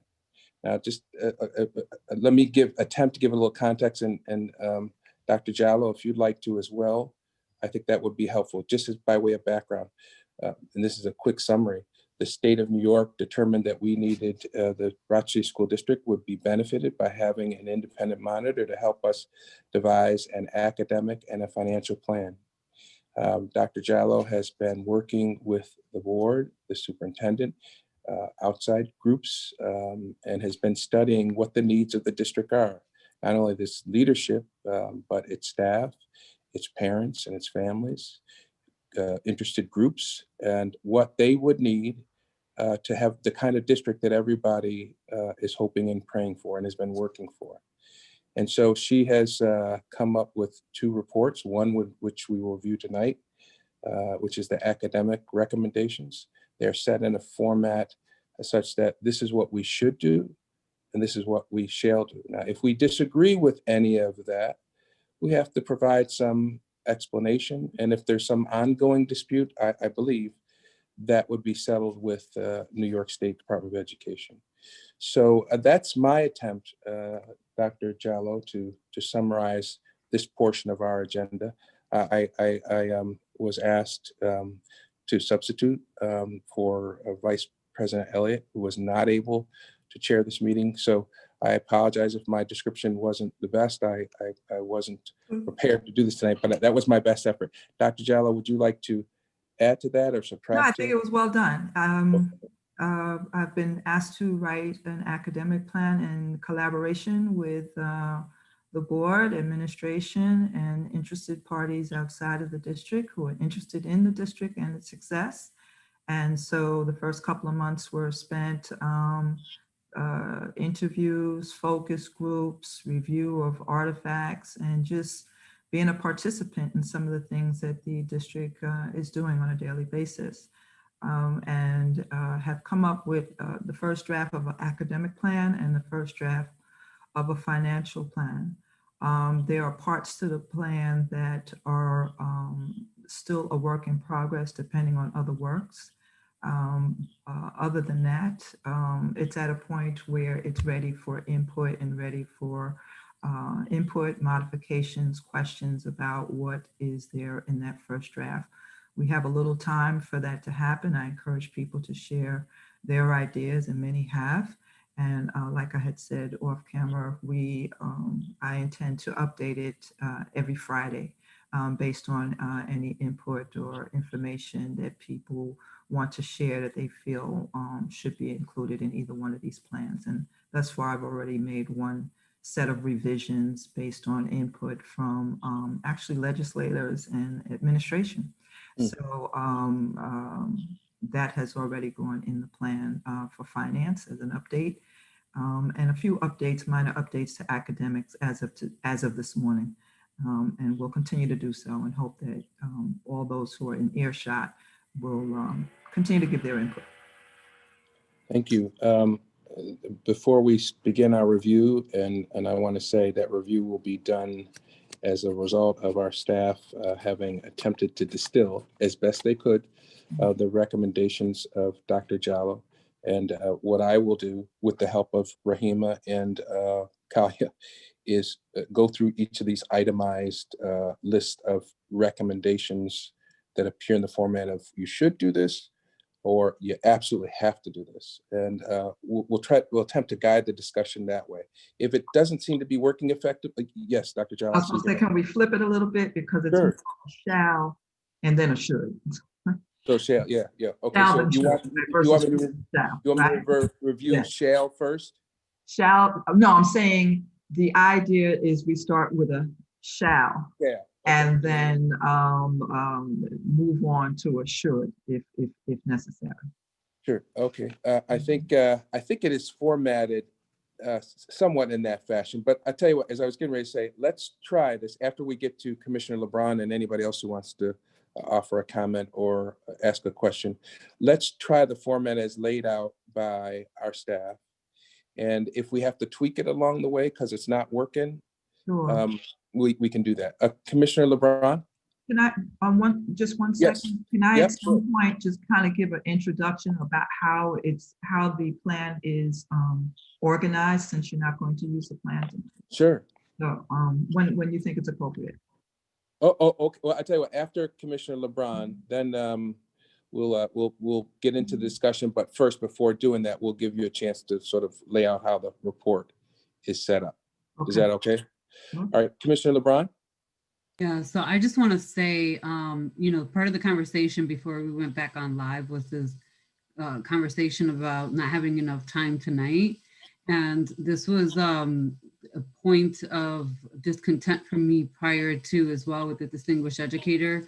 We as a board always make these statements about time and time management, but the fact is that the report was emailed to us and then it was delivered, a hard copy by courier for those who would prefer a book to read. We all got our books. And we got them at least minimally a week ago. I know I was looking at the financial plans a week ago and had a sidebar conversation, both with Dr. Jallo very quickly, just to understand this was a draft format. Was there an opportunity to ask questions? And she was very open and said yes. But this is deja vu all over again with Aquino, when Aquino was here and he was doing his report. It was the same conversation. We don't have time. The state's not giving us time. When in reality, before Dr. Aquino accumulated his report, and Dr. Jallo, I feel the same way with yours too. There are many things, both in the academic and in the financial, that should not be a surprise to any board member. These are things you have verbalized to us at different points of conversation to say, hey, this is what I'm seeing. You've presented in small amounts here and there, different parts of this plan based on your findings. And this is just all of your findings gathered in one document, along with, what we should be doing. So I just had to say that on the record, because it's very frustrating to prepare for the meeting, come prepared with questions, and then we're gonna go one by one, essentially reading them, where we should be prepared to say, these are the ones we agree with as a board member or don't, and have that discussion versus going through all of them one by one like this. I will say that Dr. Jallo, the chart that the staff put together, I personally did appreciate it, although I do like the way that you laid out the plan, saying this is what we're going to focus on in the first year. Here are the shalls and the shoulds and the findings and the recommendations and the work plan in year 2, because that is something that did not happen with the distinguished educators report. At that time, the board was also very much so involved in timing those recommendations and the goals. And it was very condensed, and I had an issue with that. I was like, there's no way we're going to be able to tackle all of these recommendations. And there was like 50 in 1 month alone. It's impossible. So I do appreciate that you broke it down over multiple years and which one kind of coincide and how they kind of all interact with one another. By accomplishing the goals in year 1, we'll then be able to dive into year goals 2, and here's how we'll get there. But I just want to point out, I do appreciate the staff's chart, because I was able to go back and count all the shoulds versus the shalls versus areas that were kind of undefined or unidentified. And that's kind of personally where I would like to focus on. But if we don't get through that tonight, I will send you an email just to get some clarity around the unidentified recommendations if they fall under should or shall. I also appreciate that you put the guideline right at the very beginning of the book on how to kind of go through this academic plan, and also define that should or recommendations represented Dr. Jallo's professional advice, and the board may choose to accept in part or reject, but that the shalls are recommendations that represent actions that the board and the district must implement upon the plan being deemed approved. I did have a clarity question around who's approving this plan, whether it's the board or if it's in fact the State Department of Education and the chancellor. And then failure to implement such recommendations will cause the district to be considered in violation of the plan and can lead to action by the commissioner. So I do appreciate the effort that you put both in the academic plan and also the financial plan, although we're not discussing it tonight. Thank you. Dr. Jallo, do you want to respond to anything that Commissioner LeBron said, or do you want to just begin with your how the report is laid out? No, well, I appreciate her having read it and tried to understand the structure of the plan, because when you work in a district as complex as this, it's hard to find a frame to organize all the things that you're finding. And so I tried to organize it around a research-based framework, which is called the 4 domains for school turnaround. It's a framework for school and district turnaround. And that's the frame I used to organize what I was seeing, organize the data, organize the recommendations, and organize the findings. So I added a 5th domain, which speaks to structures and systems and resources which impact each of the other 4 domains.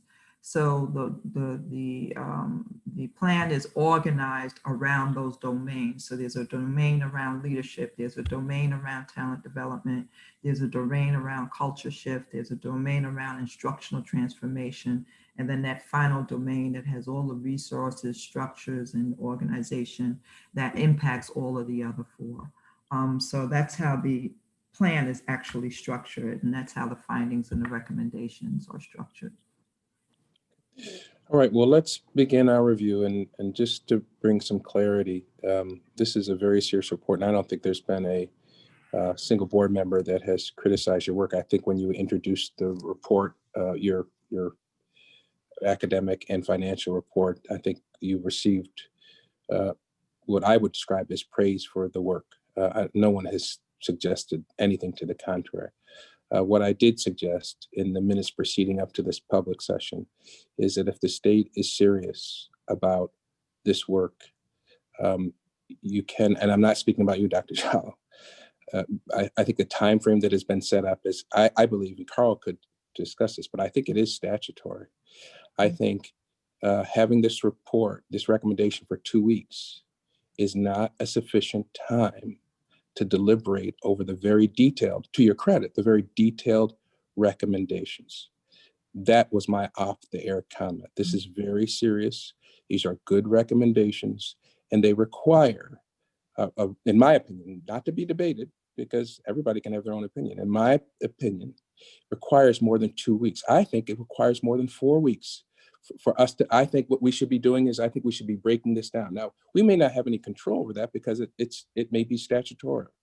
But the point I made is our best work is done in most contexts when you take the time to deliberate in detail. I don't think it's reflective, the fact that every board member hasn't read this report, these recommendations from the beginning to the end, is reflective of the fact that they're not doing their job. This is serious stuff. And it requires, like in most professions, a degree of deliberation that we just don't have the time for. So, but rather than to eat up our valuable time today, arguing that point. I just want to say, to bring it full circle, we have until December 1st to put it in front of the commissioner. Right, just to kind of frame it. Yeah. So I'm glad you brought that up. So December the 1st, so that gives us less than a month. Little something. Yeah. So that's still, although that's more time, don't we have to have a hearing on it too? Yeah, I think the hearing is scheduled. I don't remember the date. November 18th. November 18th. So really what that means is we have not until December, but we have until the middle of November. And I'm just saying, without being critical of your report, and in fact, I'm trying to hold up the value of the report by saying 2 weeks, 4 weeks, if people could see, and they could see the chart here, but they don't see your full report, they could see how extensive it is, how detailed it is. I think most folks would agree that they want us to do this work in a way that gives it its true value. But at this particular point, hey, Carl, are you listening? Carl Christoph, who is our general counsel? Yes, I am. Carl, both Shelley and I seem to think that it's statutory. Is that right? Yes, that is correct. Yep. So there's nothing we could continue to talk about this unless we reached out, and which is possible. unless legislation change, we have an obligation to turn this report in when it's required. So rather than consume more time talking about it, I didn't bring it up in the public session because, quite frankly, I was trying to move on. So let's move on. I have my hand up, just a heads up. Oh, I'm sorry, Commissioner Malloy. No Go worries. ahead. I just wanted to say that it might behoove us to perhaps have, I would encourage my other commissioners to, break things down incrementally. I know I was only able to get through the first 22 pages, but then was able to meet with Dr. Jallo last Friday privately. And I think it would just be a good idea for, if it is that time consuming, that we proactively arrange private meetings with Dr. Jallo. Even if we're just taking things incrementally, so that, I only got through the first 22 pages. That's all I had time to do with my busy work schedule. But I think that, we're all doing our due diligence here and reading what we should be reading on our own with our busy schedules. We're all very busy people. And that's, to be understood. But if we break things down incrementally, we can get through anything. And I think that if we're proactively doing that, we can get through it by the recommended dates by the state. Thanks. That's great advice. And with that, on that note, why don't we try to use the chart and see how far we get. And again, if someone feels like it's not very effective, or maybe we should try something different, let me know, and we can consider that. So the staff began, as Rahima said, at 5.1, and the shall, and again, Dr. Jallo, you're listening, you correct any of this if it's wrong, is we shall develop and have approved by the Board of Education a standard operating procedure for professional development. That's a summary of that particular recommendation, which is a shall. We can go around the room. I'll put participant on. I think I agree with that. And I would ask folks if they can, because there's a lot to go through, pretty succinct and brief in their comments if you can. What we're looking for is consensus on whether this particular item is something we can agree on. If we can, we'll move on to the next one. So I'm looking at the participant screen, seeing if anybody wants to comment on that. Yvonne, you had raised your hand. Was that a mistake, or is that an old hand being raised? Hi, President White. I had, since we're in work session, we're going to move forward because ESA is ended. So I'm going to have to sidebar with Ms. Clink-Scales. Okay, I got it. Does anybody want to be heard on that? Okay, so we agree that that is, and I want to bring clarity, and Shelley or Carl chime in. If we happen to disagree on one of these shalls, it would be decided, the dispute would be decided by the commissioner, I assume. Is that correct, Carl or Shelley? Yes, that's right. correct. Well, yeah, you would write something Yep. to the contrary and Yep. send it in. Okay. Can I suggest that you kind of go through it and decide what you don't agree with, maybe, and that's a way to address it, because it is kind of detailed if you go line by line. Well, but the problem is I could do it personally, but the problem is we don't know where the rest of the board members. So my thought is, I think the staff's thought was to go through these, and there's a bullet recommendation, and see if everybody agrees with it, we move on to the next one.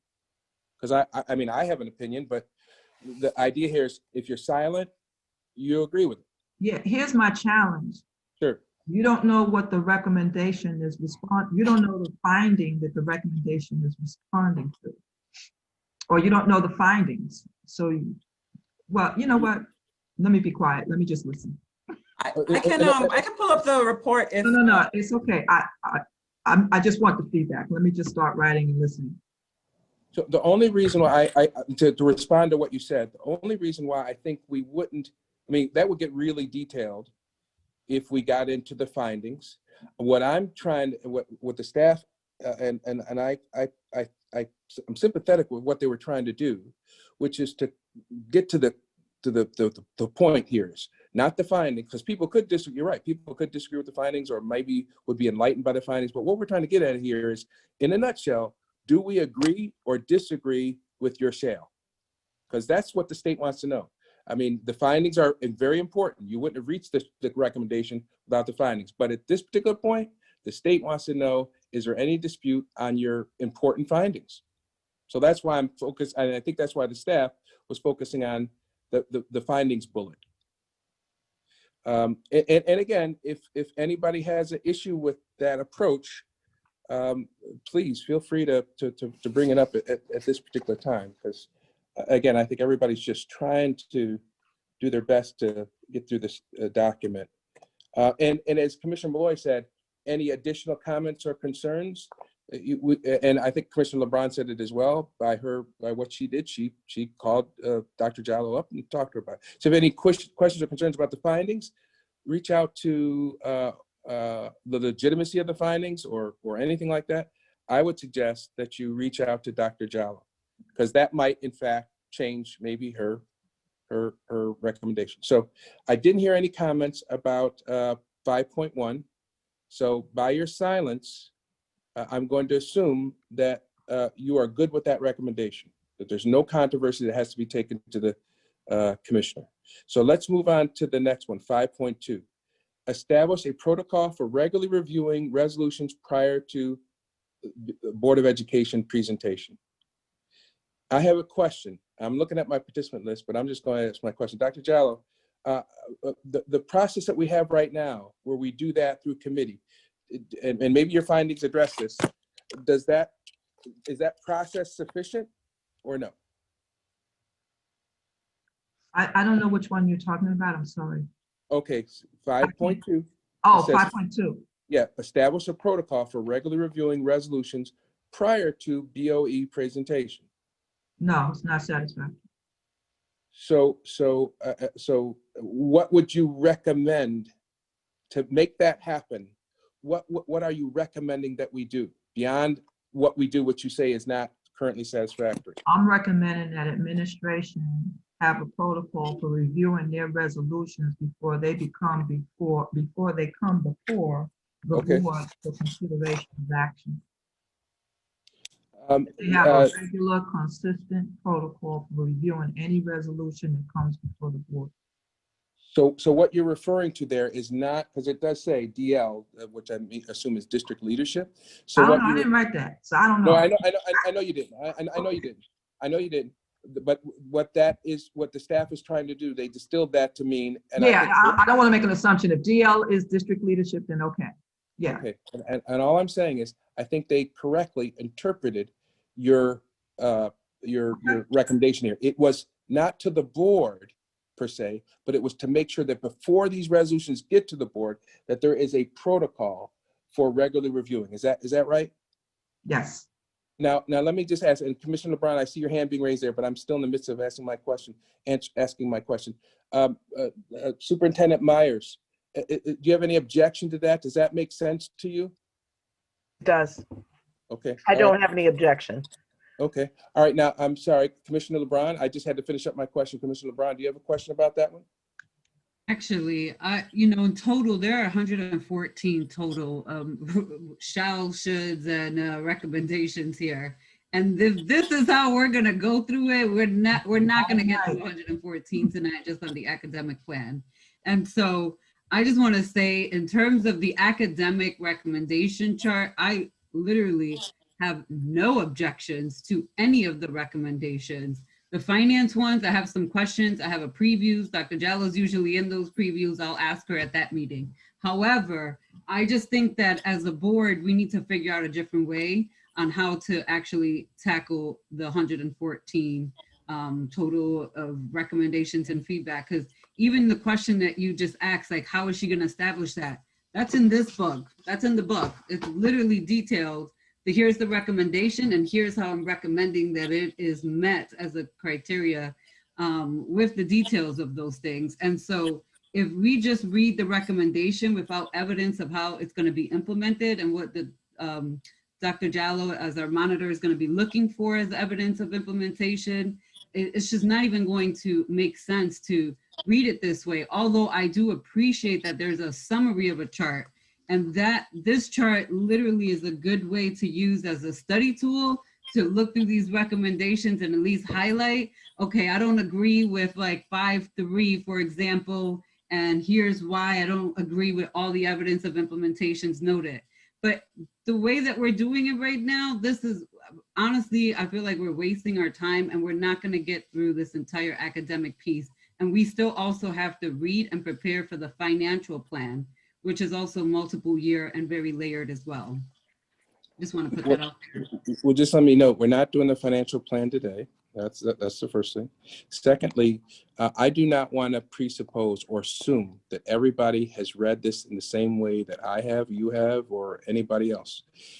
And so for me to say, just tell me the ones that you object to, would assume, I would be assuming that everybody has read it with the degree of detail that you or I or anybody else. I don't want to make that assumption. And third, this is a significant document. And if it means that we have to spend the next, and I'm hoping we don't, the next 2 hours going through it in a format that I think the staff did its best in the circumstances to devise a systematic way to go through this.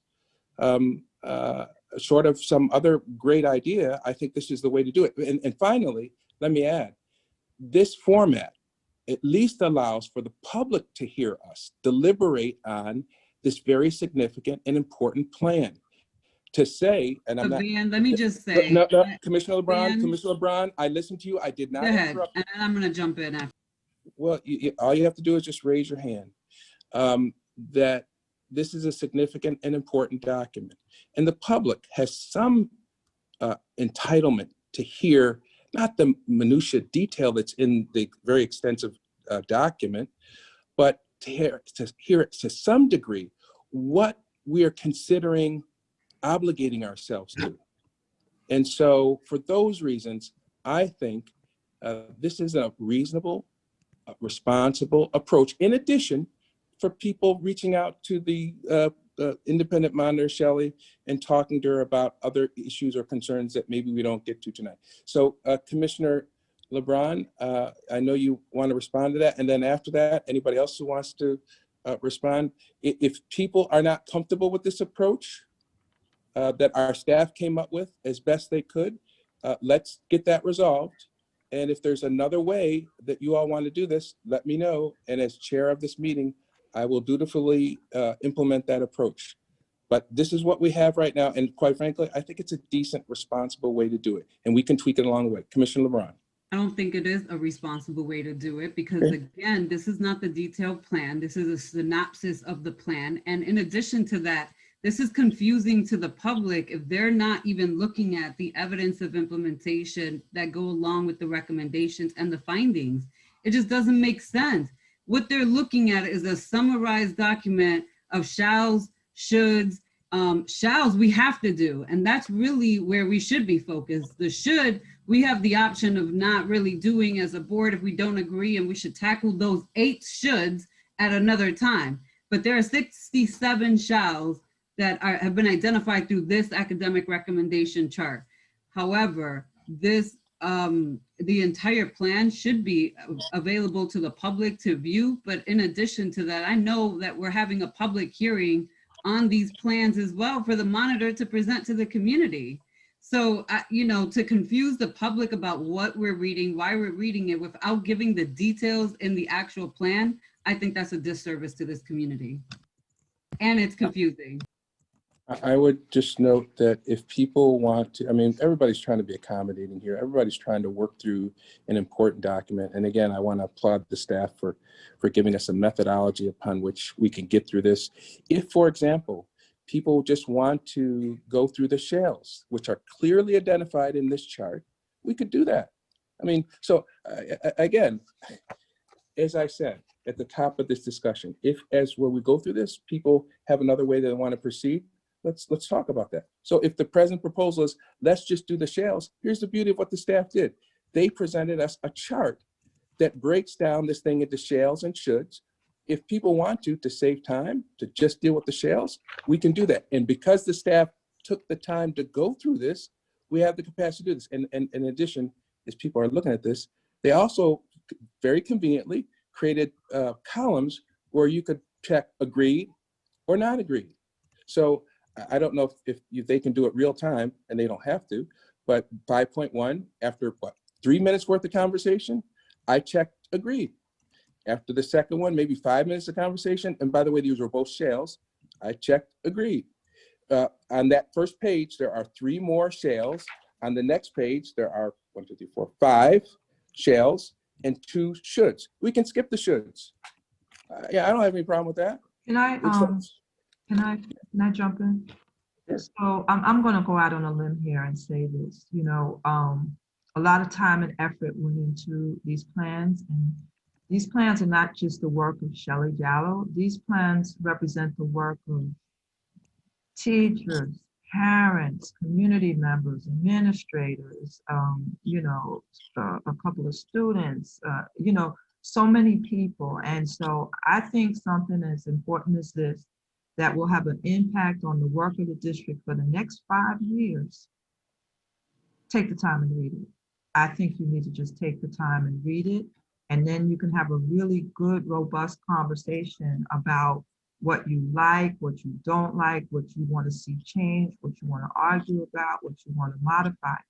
This way, you're not doing it justice. And I can see that we're going to go on a path where it'll take all night and you still won't have the full essence of why some of the things were written. You know, people really gave me their thoughts, their opinions, their wishes and dreams. And for this district, I tried as best I could to, where appropriate, to include it in this plan. So I think the least we can do to show respect to all those people who participated in this process is to read it and then talk about it. And I understand us trying to accommodate people who may not have had the time to read it, and I absolutely understand that. But even if you read 5 pages a day, I think that'll be of greater value to you than to try to do it this way. Just my humble opinion. I appreciate that. Commissioner Powell? Yeah, we've spent how many minutes now debating whether this is the right process? And we could have been well down this list if we just began the work. I mean, the law requires that we deliberate on these. Let us deliberate. Let's get on with it. Anybody else? Have you read it you have to read it to deliberate. Well, Dr. Jallow, I think, I hope you're not assuming that people have not. No, I'm not. I'm not okay. assuming. I'm just basing it on the statement that you made that maybe people have not. No. What I said is what you said just a few minutes ago. This is a serious plan, and people need the time to deliberate. Deliberate doesn't mean that people haven't read. They need time to have thoughtful consideration about it. I agree with what you said over the last 3 minutes. I don't think this is the time frame within which we are given doesn't give people, it's because it's more than just reading. It's deliberating. It's comprehending the kinds of conversations that you've had with apparently at least 2 board members.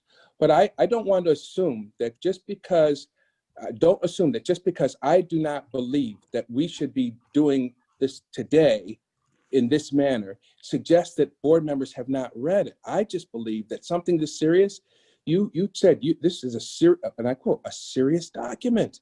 And I don't think, even if a person had read it cover to cover, doing it tonight, even with this great format, and I think this is the best format we could expect, is the way to proceed. But as Commissioner Powell said, is there anybody else who has an opposition to proceeding in the format because maybe they haven't read it, or they want more time? Or they want to come up with a different format? Does anybody have any objection to us continuing on with this format that our staff has produced to us? And I'll add the change that we will only go through the shales. Commissioner Powell, I see your hand is raised. That's an old hand. Oh, that's an old hand. So the question was, does anybody have an objection to continuing on using the format that the staff has provided? I know Commissioner LeBron has indicated she has an opposition to it. Anybody else? Well, it's not so much an opposition. I just think that maybe our time might be better spent looking at things a little bit differently. I mean, I understand everything that I've heard so far, but in terms of processing, we're all at different stages of what we've read so far. I think most of us are reading this pretty carefully, and I think instead of assuming that if we're silent that we agree with it, one recommendation I would have is to perhaps say, we can come back and revisit if there's something that we process, you know, a different rate than other people. I hope that makes sense. Yeah, it does. So what you're saying, and let me make sure I understood you correctly. if I ask, or maybe you don't want me to ask, does anybody have any objection? Let's just assume we move on to 5.3. Conduct all meetings in strict accordance with the Robert's Rules of Order. Pretty straightforward, right? And I know there's some underlying rationale that's behind this, but a pretty straightforward distillation by our staff of what the recommendation is. If I ask, Commissioner Boy, I'm asking you this, if I ask people, does everybody agree to this? We can literally use the Zoom format and have people press yes, or I could just say, if you have any objection to this, let me know. But that also means, though, that someone could reread, and go back to Dr. Jowell and say, hey, you know, I had this thought. So this is as Dr. Jowell said, this is a living, breathing document until it's submitted to the state. People could go to Dr. Jowell and say, hey, listen, on 5.3, this is the concern I have about it. So Commissioner Malloy, do you, in terms of your suggestion, do you think we should have an affirmative yes or no? Or I think at some point that will be very helpful. Thinking for tonight's purposes, perhaps what we could do is say, thus far, do we have any concerns or objections over what you have read thus far moving forward? And then perhaps revisit it next week at our next committee meeting, not to throw things off or delay or kick the can down the road, but given that people might be at different places within this living, breathing document, perhaps look at it that way. And then, you know, if Dr. Jallow has anything specific that she'd like to share with the public at this time so that they're in full understanding of this living, breathing document, that might be more helpful, you know, to have her going through, you know, a summary of the document, and then we can chime in as needed as commissioners. I just personally, I think that might be a better use of our time at this point, but I certainly understand where you're coming from and from where other commissioners are coming from on this. Is Commissioner LeBron? Yeah, I'm coming back. I'm here, I'm listening. Again, I just want to reiterate, we literally had the same issues, and we have wasted almost an hour at this point, or at least 30 minutes minimally, having a conversation. And again, this format could have been discussed prior to us even coming to this public meeting. We could have figured this out through commissioners calling one another, or asking staff to survey commissioners on how we wanted to follow through with this format tonight. But believing that we're gonna sit here and read one by one in a condensed chart that does not make sense if you have not read the plan. That's the other piece. If you have not read this plan, this formatted sense isn't gonna make sense to you. And I think it's evident that for whatever reasons, people had it for a minimum of a week and didn't get the opportunity. And let me just say this, I'm busy too. I have a job, I have multiple responsibilities, I have multiple kids, a grandchild, and I make the time. Sometimes I don't even have time for myself or my children because I know I have to prepare and read for these board meetings and the materials. So I don't want to hear from anybody that time was a factor, knowing everything I have on my plate. I don't want to hear that as an excuse, but I do want to figure out right now and a different opportunity for this board to process this and give our state monitor, Dr. Jallow, feedback, however we're going to give her feedback, whether it's in this public forum or if we're meeting one-on-one. Dr. Myers? Would it be difficult to put all the items, and I think President White, you said the shalls we need, that the commissioners needed to agree on. So if we, excuse me. So I don't know if we put it in like a Google document or something, and that if you agree, you check the box, and then the disagree, and then others you disagree, and the ones that you disagree, you set up an appointment and say, I don't agree with 5.2, 5.7, you know, et cetera, and have that conversation. I just think it will be, with all due respect, I think it'll just be difficult to try and have the conversation. And if then you're individual, so you're not violating any meeting laws, you're having the conversation, and then the ones that you didn't agree on, then you can maybe bring those back to have a full board conversation. But I think we need to, I don't have the authority to call the question, but I think we need to call the question. Well, I think, and I don't think that's a bad idea. It's an alternative way to approach this, but it's essentially the same approach that our staff put together. They put together the shalls and the shoulds, and they wrote agreed or not agreed. Now, what you're proposing is that people do that offline. I'm not opposed to that. I indicated if people thought there was another way to go about this, we could. That is another way to do it. It would certainly lessen the time of meeting tonight, but that's not a priority for anybody here tonight. But it is essentially what the staff has done. They've broken this down. But what you're suggesting is people just do it offline. And then if there is some controversy about a particular shale, a person could attempt to resolve that with the superintendent, with the independent monitor, Shelley. And then if there still was no resolution, or if they felt they wanted to reach out to their other colleagues, we could do it at a meeting. That's another way to do it. But I want to hold up what the staff has done here. It makes perfect sense. It's perfectly formatted. And what you're proposing, Dr. Myers, is just an offline version, perhaps more efficient in terms of time, but it's the exact same thing that they've, and their work would allow us to do this online or offline. Commissioner Powell? Yeah, the only difference I see between the two proposals on the table is that the public is supposed to be able to see us deliberate, see and hear us deliberate. And if we can't do that now in full view of the public, then the public needs to have access to how each and every board member responded in that Google Doc or Google poll or whatever it is. That's why I'm in favor of just plowing forward instead of talking about how we're going to plow forward. And I do think, Commissioner Powell, I think the question was called. I asked people, did anybody else have any opposition to proceeding in this manner that I had proposed at the beginning? The only modification that I have presented is, and it was at Commissioner LeBron's, I don't know if it was a suggestion, which was to just focus on the shales for now.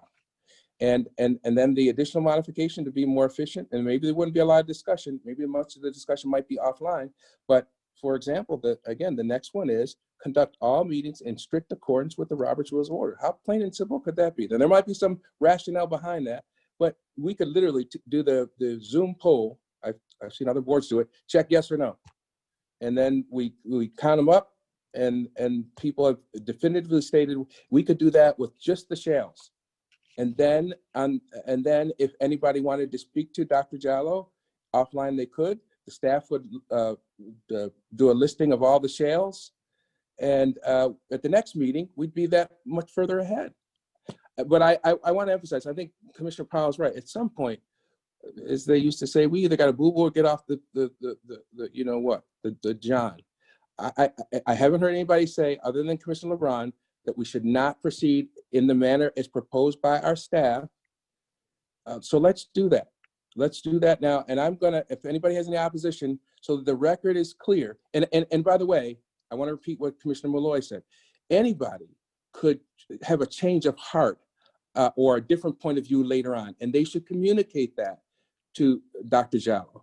And they can communicate that at a subsequent meeting as we review this. So let me go back to the list in order. Commissioner Powell. Old hand. Old hand. Commissioner LeBron. So again, we just wasted another 15 minutes having a conversation about a process that should have been discussed prior to us having this conversation. And this is the repetitive stuff that continues to happen on this board, in this district. And this is part of why we can't move forward. We literally circle around in these same circular conversations. It was the same issues with when Dr. Aquino was here on his report and how to move forward. So I just want to let the record show I support all of the shalls, shoulds, and unidentified recommendations, all 114 of them that I counted. and I'm going to exit out of this meeting. I want the community to know I support Dr. Jallo, and I do support the notion that she did not write this by herself. She had a number of meetings with a number of community stakeholders, and I'm going to exit this meeting and will not waste any further of my time having this conversation. With that said, to Commissioner Powell's comment that the public has the right to hear the deliberations. Well, here's the deliberations. This is how we waste time. Every single board member should have read this report and came prepared with questions or objections to the recommendations that are in this report, but they didn't. So with that said, good night to my community, and I'm out. Commissioner Adams?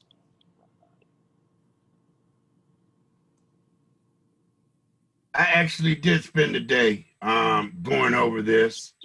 And the way it's written, I would have went, there's a lot of stuff I would have went with, but it also I could have thought it meant something else.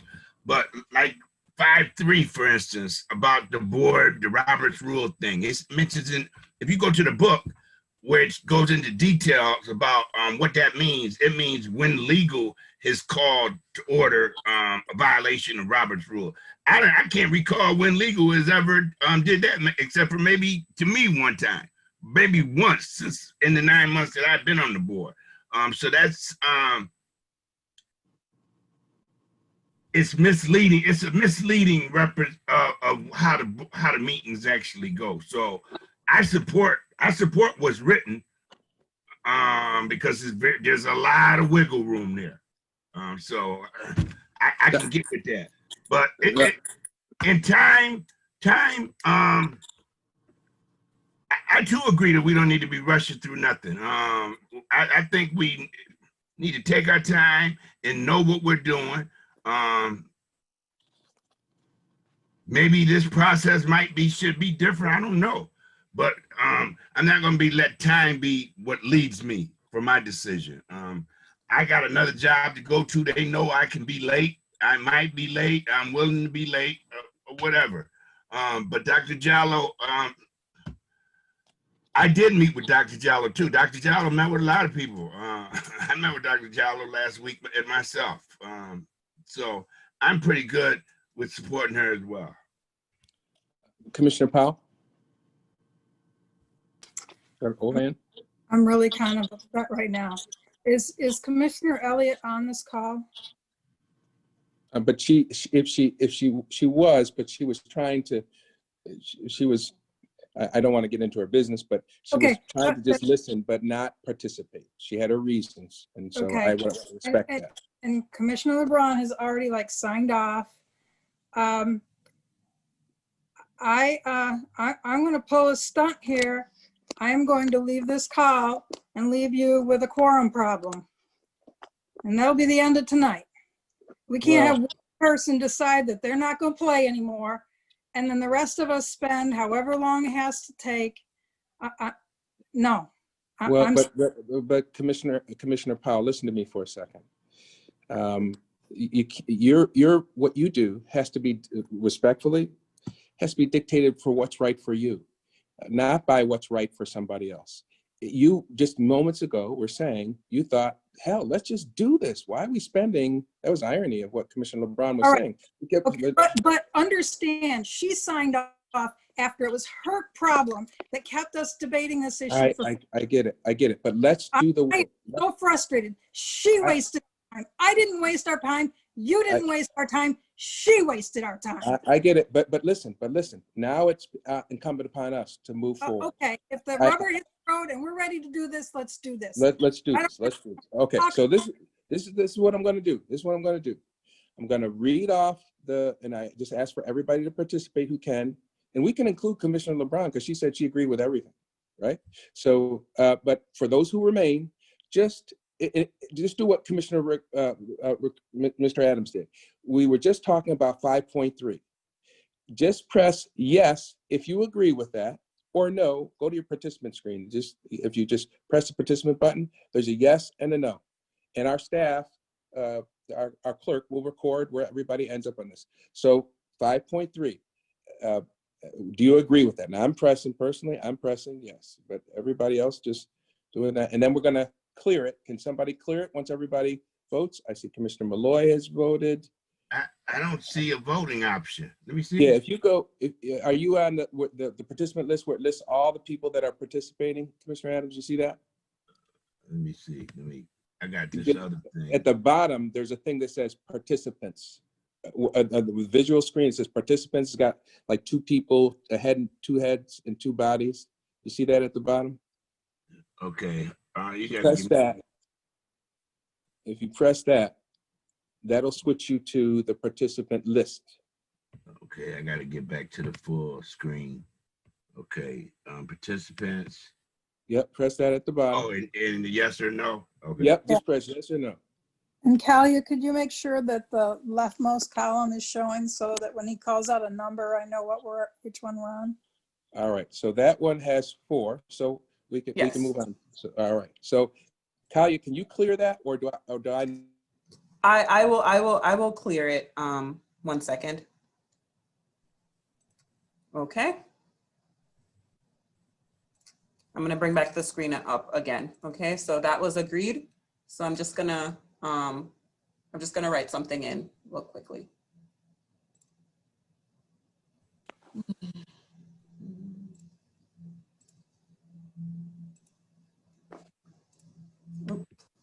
I might need to switch apps so I can type in this one. 1 second.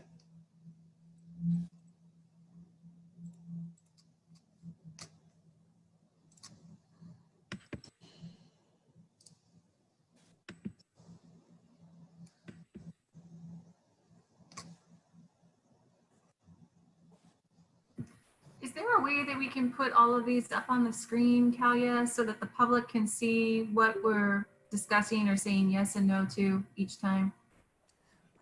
Yes, I'm trying to bring it up in an editable version so that we can do it at the same time. Gotcha. Thank you. I couldn't do it in the PDF version that I had.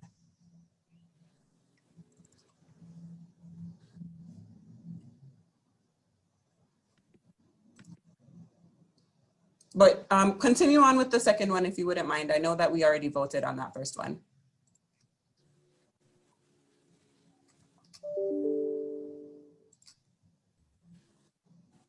Is Van still here?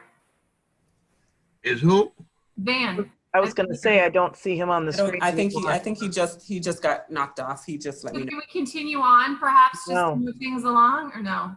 No. I've let him back onto the meeting. Beatrice is still on here. She is as well, yeah. And contrary to what people thinking and talking, she's still here. She's still here with us. She said she wasn't.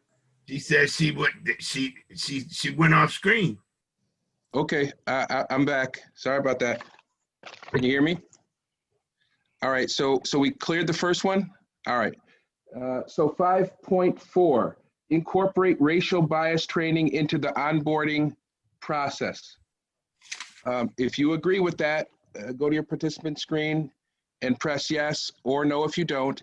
And by the way, if you have questions about it, any questions whatsoever, you can ask them to our independent monitor right now or follow it up later on. So I'm going to the participant screen. I'm going to go ahead and cast my vote, and hopefully you all will do the same. All right, I see 3 votes.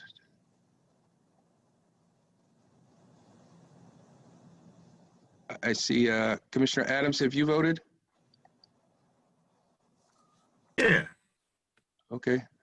Maybe I'm not seeing it on the screen. Kyle, you see his vote? I would have to stop sharing. Oh, okay. All right, don't do that. Well, if he says he voted, you voted yes, right? President White? Yes? Hi, this Yes? is Rahima. I do see Commissioner Adams. Is you just have to scroll down the participant list. They don't all necessarily at the top. So I am Oh, also I see. tracking. Yep. Thank you very much, Rahima. I see it. All right. So we got 4 on that one. 5.5, jointly develop a process for regularly reviewing and updating policies. There's a second bullet there that staff has distilled from Dr. Jallo's recommendations. Policies shall be presented as action items monthly at the policy committee of the whole. Can someone clear those yeses, or those are new ones? They're the new ones. Okay, thank you.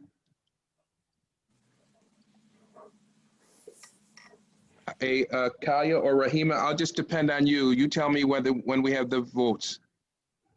Rahima, There- go ahead and do that while I type. Thanks. There are 2 votes right now, up 3.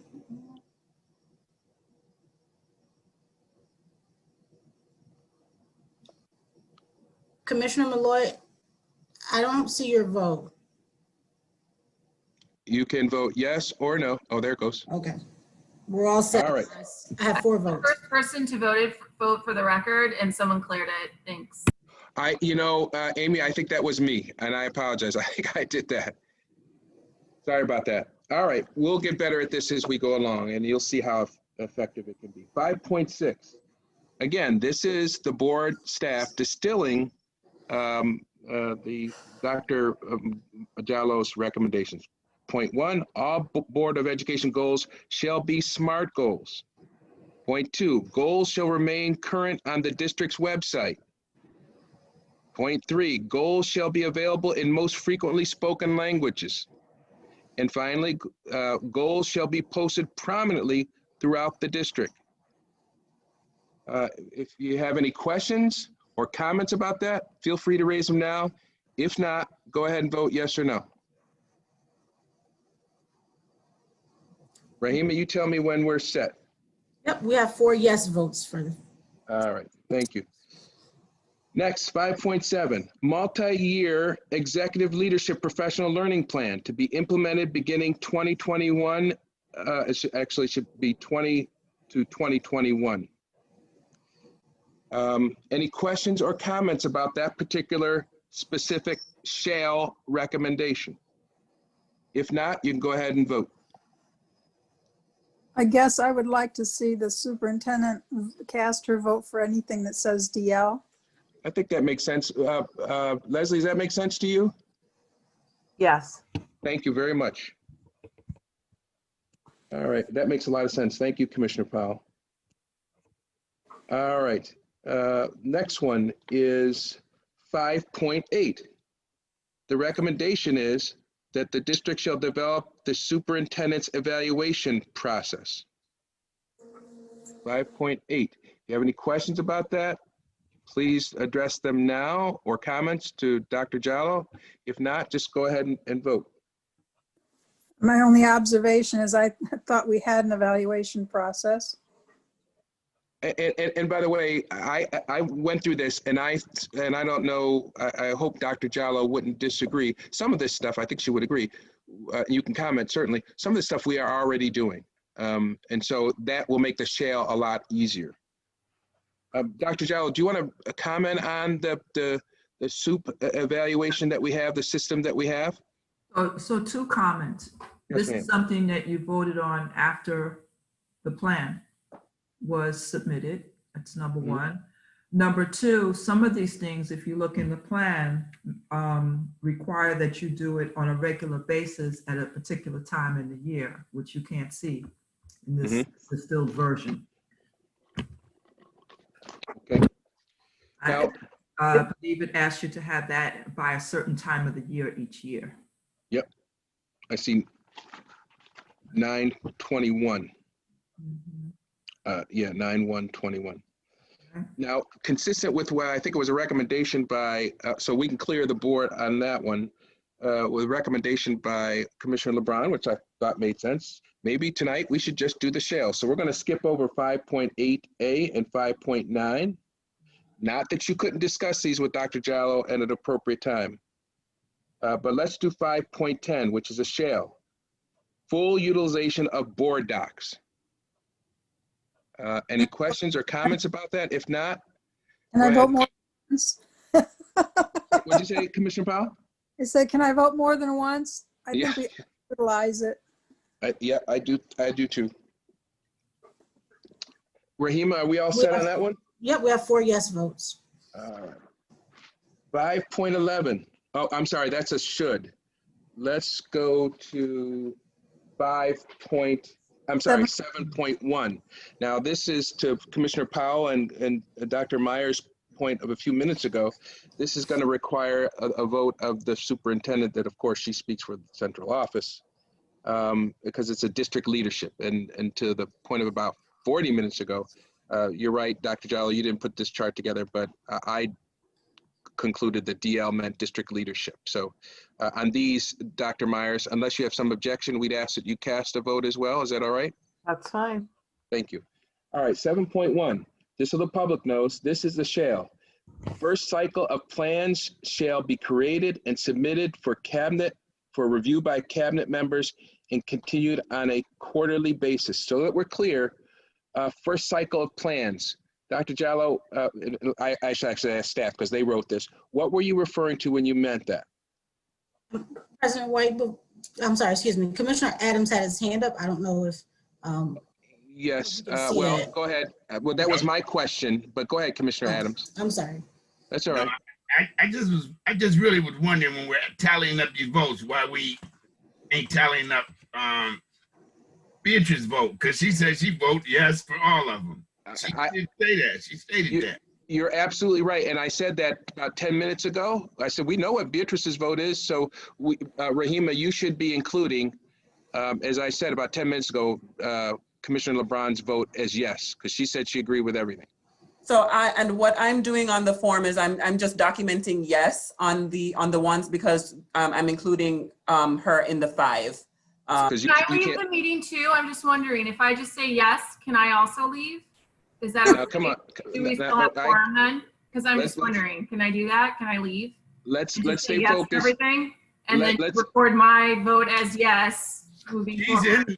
She's in the meeting. She's just not speaking. Listen, folks. Commissioner Elliott is in the meeting and just not speaking. Listen, folks. Let's focus on the children that are the beneficiaries of this report. I assume that you all are here. Whoever's here, you're here because you're interested. If you decide to vote, please vote. But let's try to focus on the contents of the report and how it can benefit, or if the recommendation you don't think benefits children, how it doesn't, and vote accordingly. And if you have any follow-up questions, let's deal with that with Dr. Jallo or with ourselves as a group. But it is what it is. People are here to vote, and some are here to listen. Let's just deal with that. So we were on 7. That's not a criticism, Van. It's not a criticism of you. It's more that, if we're not present physically, can we actually vote on something, or does that count? I guess I'm just concerned.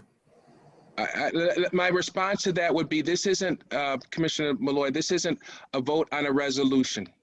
We're not even voting on approving this document. We're discussing our point of view on the documents and the various recommendations. Commissioner LeBron chose to articulate in one fell swoop her opinion on all of these recommendations.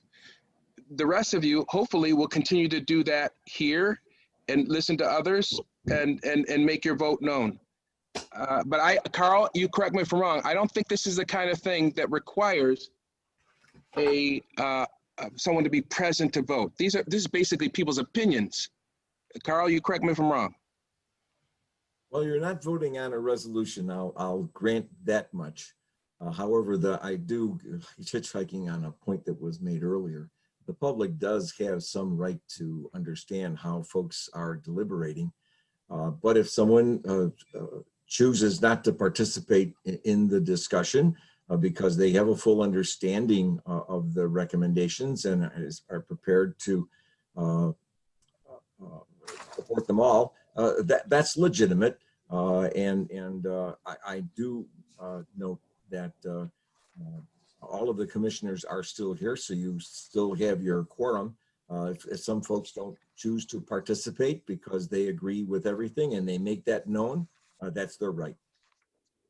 And by the way, I just want to say, not to be argumentative, but I just would like to say that I agree with all of the recommendations thus far. And if I have any further questions, I will direct those to Dr. Jallo, and then maybe bring those up in a future meeting if I come across something that so far that I don't agree with. But I have read this and I am in agreement with it. So I would say yes to all of them at this point. So thank you. All right. So just Amy, Commissioner Malloy, you're still going to stay in the meeting though, right? Because I want to I'm maintain a quorum. definitely here. I am. Okay, all right. I just want to maintain a quorum. That's all. All right. So we can, again, the whole purpose of this, people have to understand what we're obligated to do. We're obligated to explain to the state if we disagree with any of her recommendations, what our concern is. So the best way to do that is to do a tally of those things that we agree or disagree with. That's why this is important. It's not a vote on a resolution. It's for clarity with respect to whether there is any point of disagreement with our independent monitor about any one of these specific recommendations. So that's why we're doing this. All right, so we were on 7.1. Rahima, did we vote on that one? No, I don't have a vote recorded. All right, so let's do 7.1. Now we know where Commissioner LeBron is at with this. And of course, we just listened to Commissioner Malloy and we know what her opinion is on it. So those are 2 yeses. So I'm gonna go ahead and do my yes. Rahima, tell me when you have all the votes tally. We're waiting for a vote from Commissioner Adams. Commissioner Adams, you still? And the superintendent. And yes, thank you. And Dr. Thank you. Did y'all, I don't know what that is. So did you, 7.1, did you? I don't know. I'm sorry, that's what I was waiting for because it said, I didn't know what first cycle of plans meant. So I thought we were waiting for Dr. Jallo to clarify that. Right. I'm I sorry. don't know. When I looked on my document, I don't have that like that. So if you look at, the document doesn't have page numbers, but table 7, recommendation number 1, the recommendation says to establish and maintain current standard operating procedures for each RCSD department to facilitate onboarding, accountability, and supervision throughout the district. And then in order to show implementation, the recommendation is to submit to the state monitor a plan to create and update the standards of procedures for each department on a cyclical basis. And then the second one is that the first cycle of plans shall be created and submitted for review by cabinet members by June 1st, 2021. And these cycles shall continue on a quarterly basis. Okay, I think you have it like way out of order here. So it was to establish a plan for onboarding your new commissioners. That's the recommendation. Oh, I'm reading it exactly from the report. That's the recommendation, and the other 2 are, you know, exemplars as to how and when that should happen. Right. Dr. Jallo, I thought there was a separate one. I recall reading a separate one for onboarding for board members. I just wanted to establish and maintain a standard operating procedures. And the thought behind that was to make sure no matter who's on the board, who's the head of whichever committee, that you have something that someone can go to. You actually started that process. You had one meeting, you gave an agenda, kind of like a glossary of all the things that you were going to have in your onboarding book or onboarding manual. And I'm just saying, don't stop that work. Complete the manual and fill it out and have it as your standard operating procedure for when you do onboarding with new board members. Okay. So I think that we just put because the evidence of implementation had that shall language in there. So I think that's why we pulled the shall language there. It was unclear if it was for the board or for the administration. So that's why we had. That's for the board. So I think it's for the board. Okay. All right. So we'll have to. That should be a BOE. BOE here. Okay. Although I'm suggesting that it's done collaboratively. It's not just a board function. It's a board and DL function. Okay. So board/BOE. Wonderful. Make that edit there. It says in there for each RCSD department. So I think both sides have to collaborate in making sure that new board members are onboarded, understanding the district. Dr. Jallo, are you saying though that should, I don't understand the quarterly piece.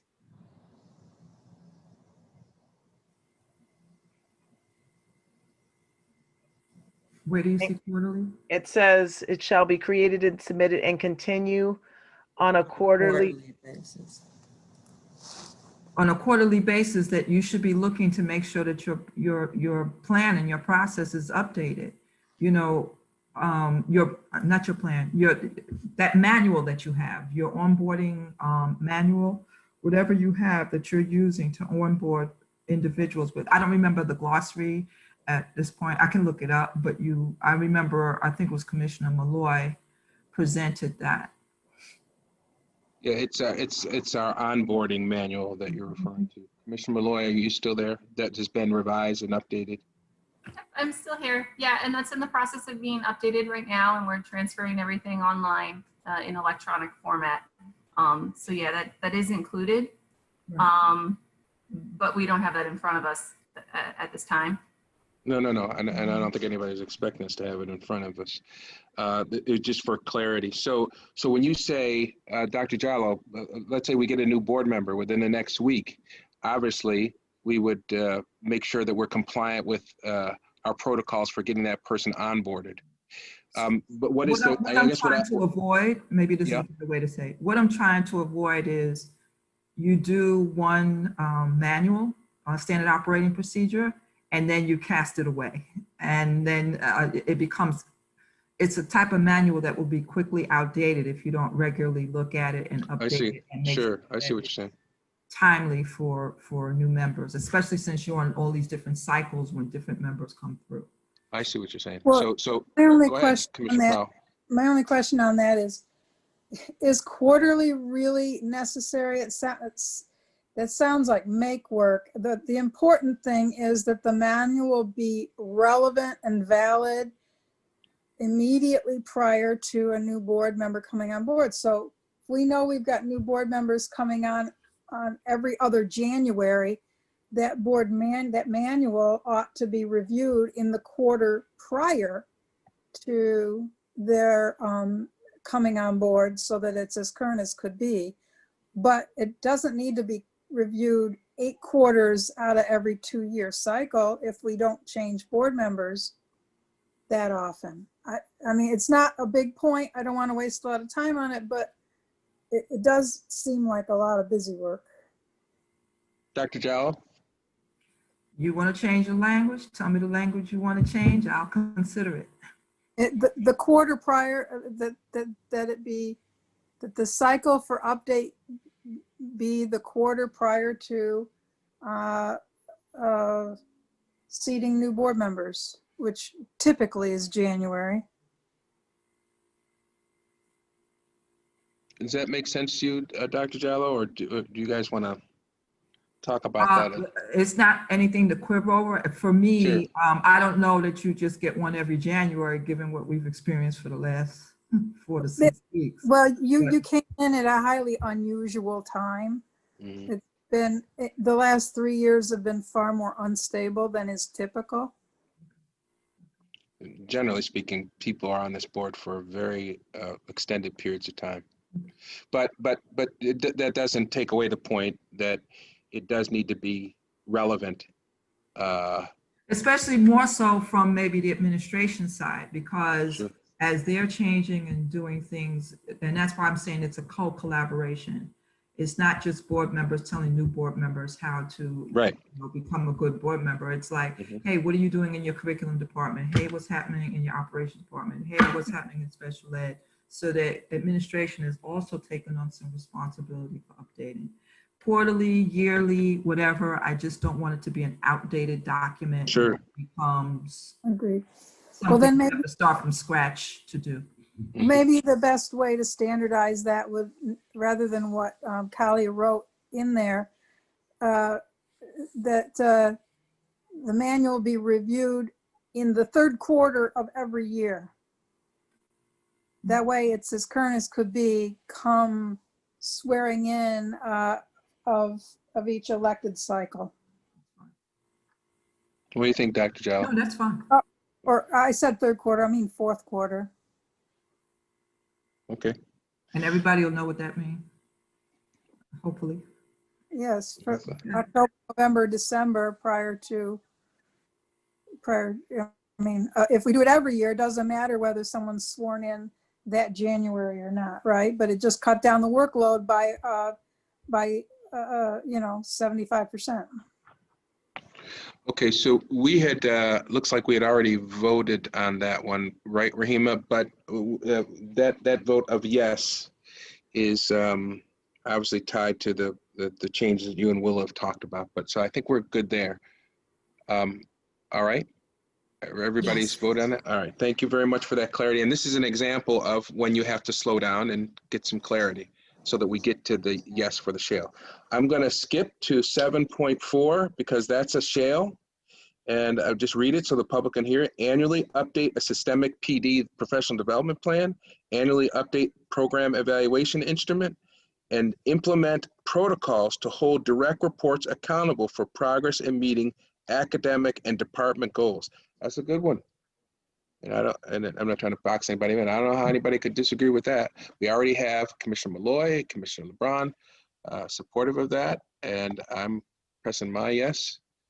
I think we have 5 votes. So. We do. Commissioner Powell had her hand up, but then when she voted, it went down. So I don't know if that was Yeah. intentional. No, I meant to hit the yes button. I hit the hand button by mistake. All right, so we're good there on that one. So let's move on to 7. Dr. Myers-Small, did you vote on that one? I'm sorry. She did. She did. Okay. All right. Okay. All right. So let's move on to 7.6, noting that, I'm sorry, 7.5. 7.7. No, I'm sorry. 7.7? Yep, that's the next. But hold on one shale. second. Just got to make sure. I'm sorry, I'm going through the shalls only, correct? Yeah, yep. Okay. So, no, there's no more shalls until. Isn't that 7.5 is a shall? yeah, 7.7 is a shale, isn't it? No, that's a should. The shall is the first column after the DL or B. No, it's the other way around. The should is the empty column. So it is in the shall column under the evidence of implementation. Number 1 says full adherence to all components of the APPR shall be initiated effectively. Okay. Yeah, the third column is a shale. So Okay. 7.7, full implementation of APPR. That's the annual performance review that is provided as a means by which we evaluate our teachers and our students. What's the acronym stand for? It's APPR, annual performance. What is the other P for? Annual performance professional review. Professional review. And Dr. Myers, am I correct in summarizing that's how we sort of evaluate our teachers and how they are impacting the performance of their students? Is that a good summary of it or no? Correct. It's based on a rubric that was negotiated. And when we bring tenure recommendations to you for teachers or administrative staff, that's what you review. All right. Any questions or comments for Dr. Jallo or anybody, including the superintendent on that? If not, let's go ahead and vote. I shouldn't call it a vote, but indicate whether we support that or agree with that. And again, we know Commissioner Malloy and Commissioner LeBron have expressed support for that. Yes, we're waiting for Commissioner Adams. Commissioner Adams? Thank you, Commissioner Adams. All right, 7.8, establish a task force to student district geographic zone configurations and district zone school zones. Task force shall share zone configurations and recommendations. That's a shall. And the only editorial comment I'll make is we have done this to some extent or another many times before. And Dr. Jallo, I will be talking with you about offline what your vision is for this, because this recommendation appears in a number is raised in a number of different places in your report. And my concern is, and I don't want to get into it now, and I can take the example of just talking to you individually, that we've done this so many times in different ways. And I'm wondering what your vision is for how this will be different. And as going back to Commissioner Powell's point, okay, what now? What are we going to do? It's really going to be different. I get why you would ask for this. I understand the importance of this, but we've done this so many times. So I'll get with you on that. Okay, good. All right. I think I voted. If I haven't, I'll vote again. Rahima, where are we at with everybody on this? We're all set. We have 4 yes votes and the 2 from. All right, perfect. All right, so I'm trying to keep track of this. 9.1, make good faith effort to remove from collective bargaining agreements constraints on how and when administration and other instructional leaders can conduct informal and formal observations. Pretty straightforward. I mean, again, it's distilling a lot of what Dr. Jallo said, but it's pretty much in a nutshell. Any questions or comments to Dr. Jallo, or Dr. Jallo, do you have any comments about the distillation of that 9.1? I guess the overarching piece is that all our actions, whether it be negotiation or whether it be how we spend money, all are directed towards improving and accelerating academics. So it's an attempt to remove anything that prevents us from doing that at an optimal level. All right. Any questions or comments for Dr. Jallo on that?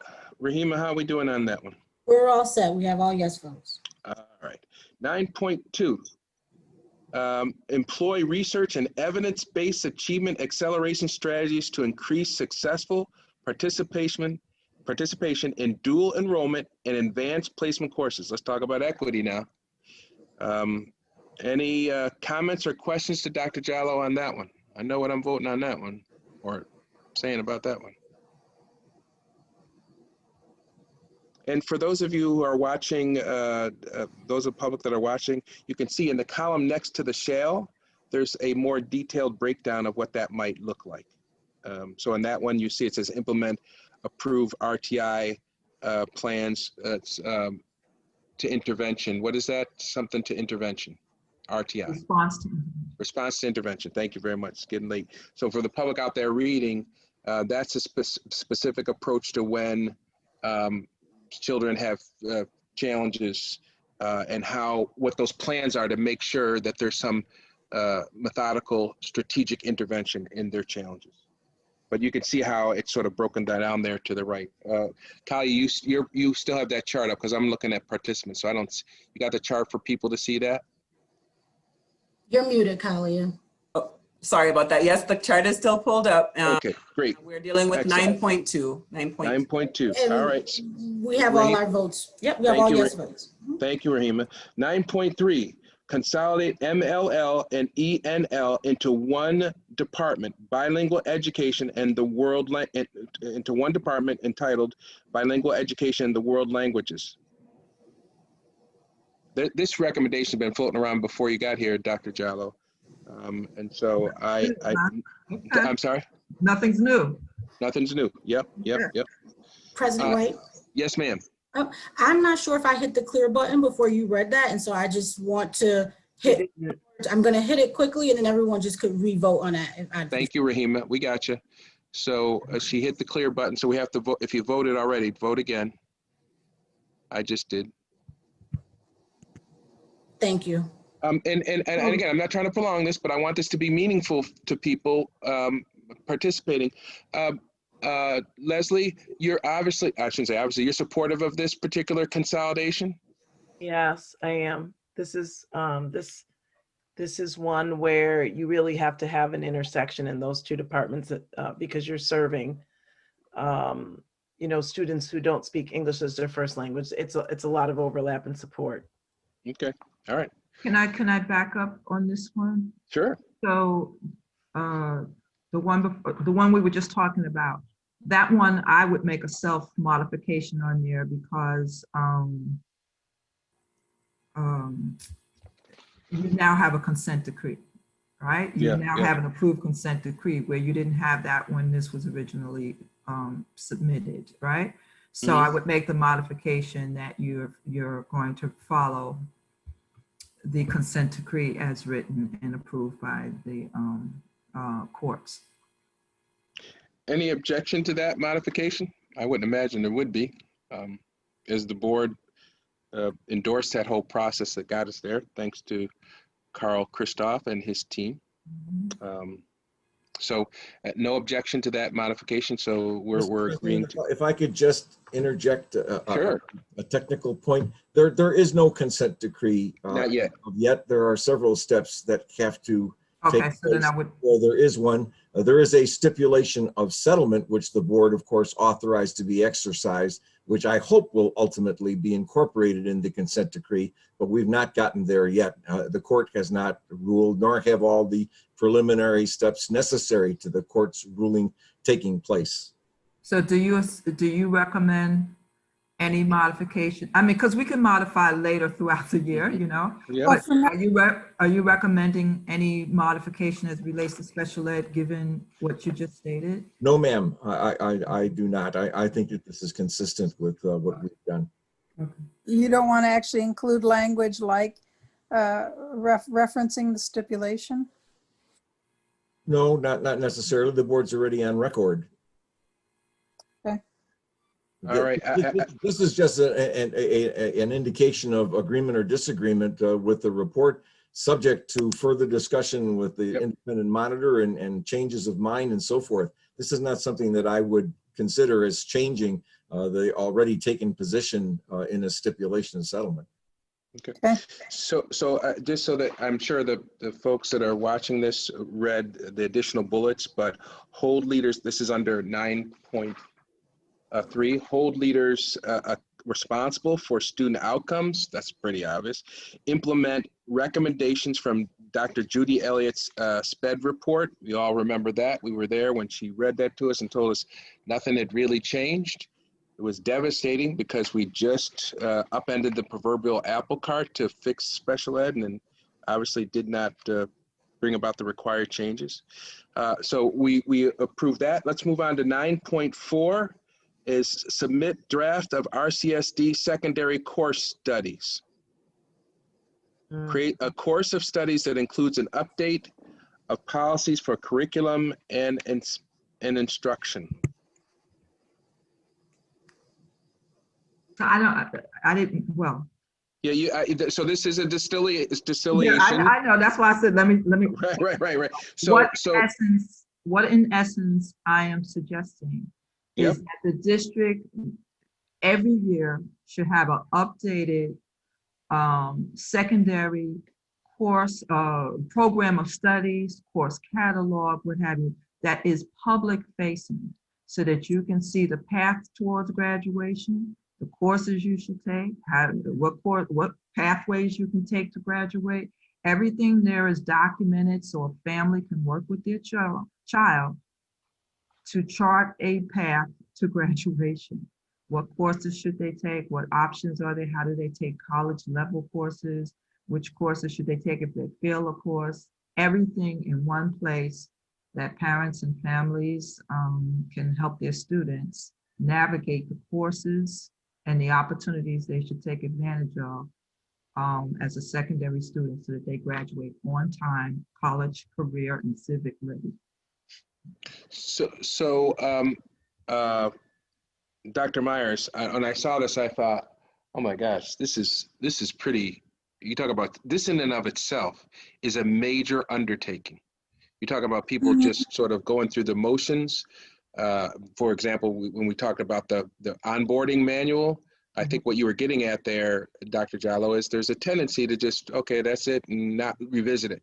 This is that on steroids. This is unless I misunderstood this, it's a major undertaking, an important one. But Dr. Myers is obviously it's possible and it's doable if the board and the independent monitor and the state say it has to be done. But is this? Am I correct that this is a huge undertaking? If we were to do this responsibly and provide the updates that she's talking about, to be forward facing? This is a huge undertaking, as it hasn't been modified in many years. Right.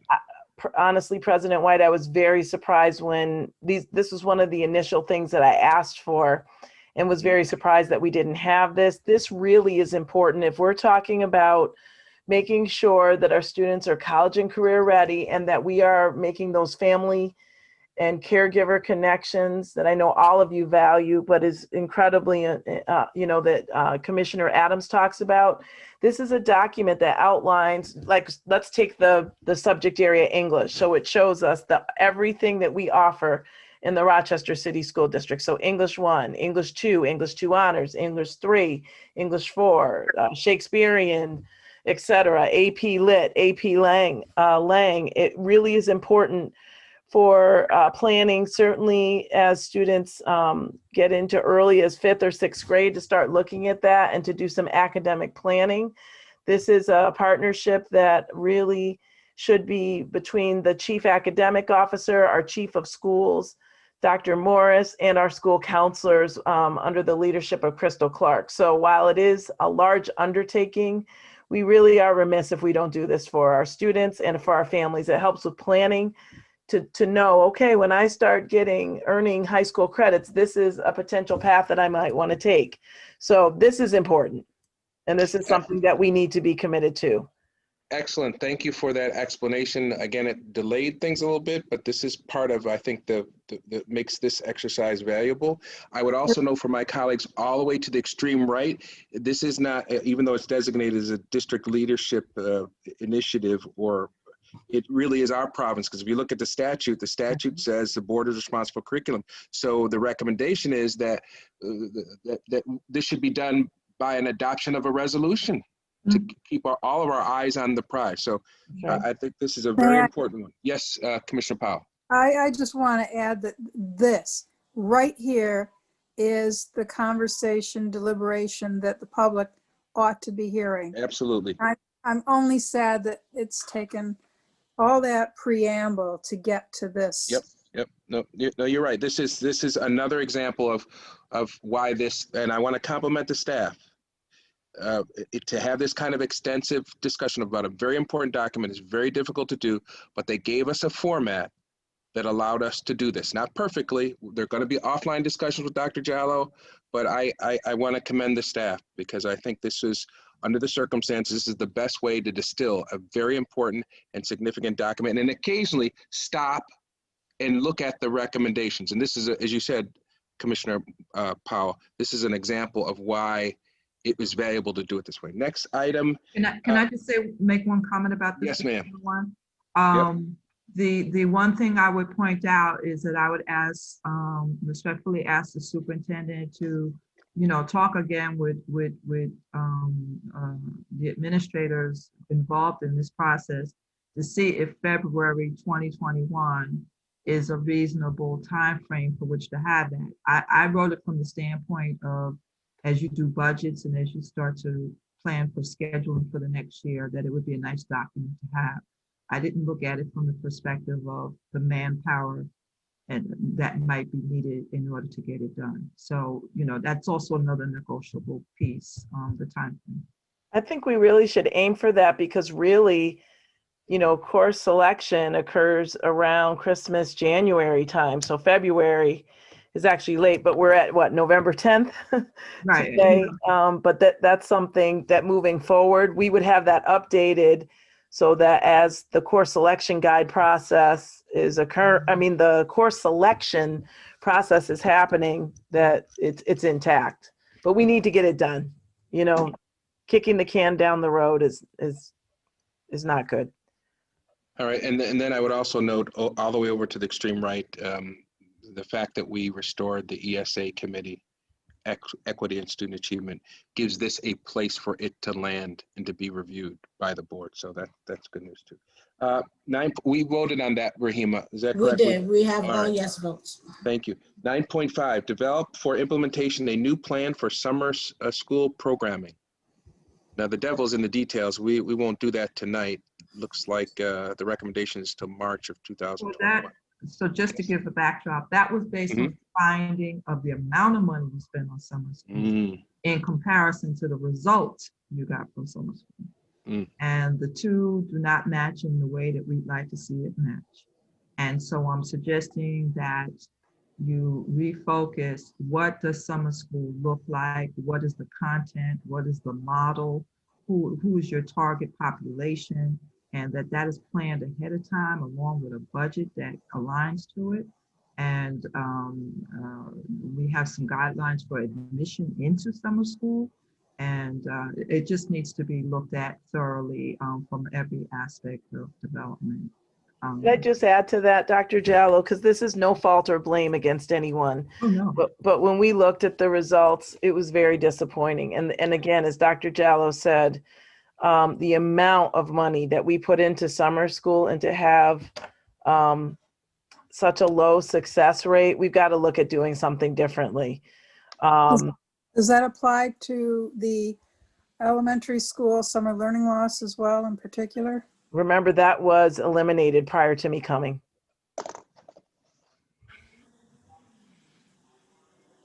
This only applies to secondary summer school. Okay. Next item, Rahima, we're all set on that one? No, we only have two. Oh, I'm sorry. I was Probably because people were talking, Sorry. and that's understandable. No? Okay, we're all set now. All right, thank you.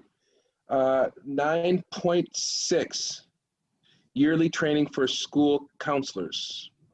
Okay, so that one came about because you have too many children in summer school. Courses. Too many courses that they should have taken and passed during the year. You have too many children with errors on their transcripts. You have too many children taking courses over that they don't need to take and not taking the ones they need. So you have too many, not too many, but you have many children that come from other countries, and some of your counselors need training on how to read foreign transcripts. So there's just a need for help with counselors to support them to better support the students. Excellent. Have we voted on that?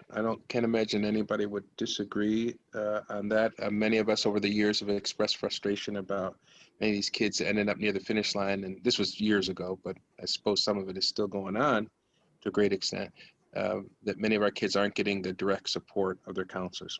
And that could be for a variety of reasons, but I agree with that one. We are all set with that vote. Thank you, Rahima. 9.7, restructure the office of the chief academic officer. Well, we've heard our superintendent talk about this from the get-go, and we were all supportive of her efforts in this area. Dr. Jallo, is there anything that you wanted to add to that?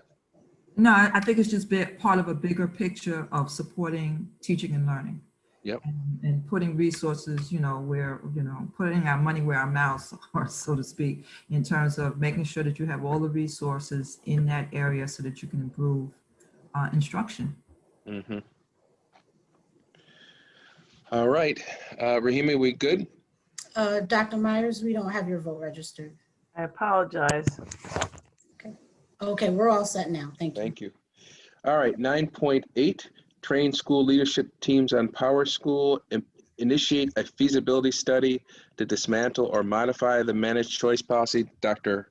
Jallo, you and I will talk about my frustration that I expressed about 10 minutes ago about this issue about school choice, the committees we put together, but I can address that to you privately. Transition elementary schools to neighborhood schools, neighborhood community schools. But that's part of the same conversation. Yep. And I want to be clear about this. I'm not critical of your recommendation. I'm just saying it appears to me we've been down this road so many times and not made any progress. And I'm wondering, again, offline, what your thoughts are to move that ball. So not to go into details because we can discuss it, but overall, the district needs support with execution. Yeah. Say you're going to do things and it's fine, and I think people have the best of intentions, but execution to completion is, I think, one of the challenges of the district. Mm-hmm. I do have a bit of an objection with the way this is written up. That probably just the process of distillation, but the third bullet, transition elementary schools to neighborhood community schools, that needs to be obviously predicated on the findings of a feasibility study. I hope that we're not signing on to a shall to that bullet in particular without without consideration of the findings of a feasibility study. So someone could put the language in there that they want, you want the word pending? Contingent upon recommendations of a feasibility study. Process question, Dr. Jallo. Do you want our staff to provide that to you, Commissioner Powell, which I think it's a good suggestion to provide that to you, or are you just taking notes yourself? Well, I'm taking some notes, and I'm hoping between my notes and the notes that appear to be taken, we capture it all. Sure. Because I'm also Talia? looking in my report to see where some of this stuff is. So Sure. yeah.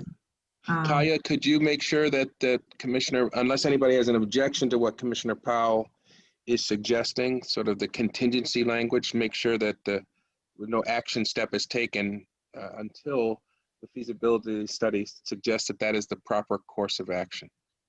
Anybody have any Right. problem? And I'll make sure that I send this document out with the actions to everyone after this meeting. Awesome, thank you. Rahima, did we vote on that, or we went right into the discussion?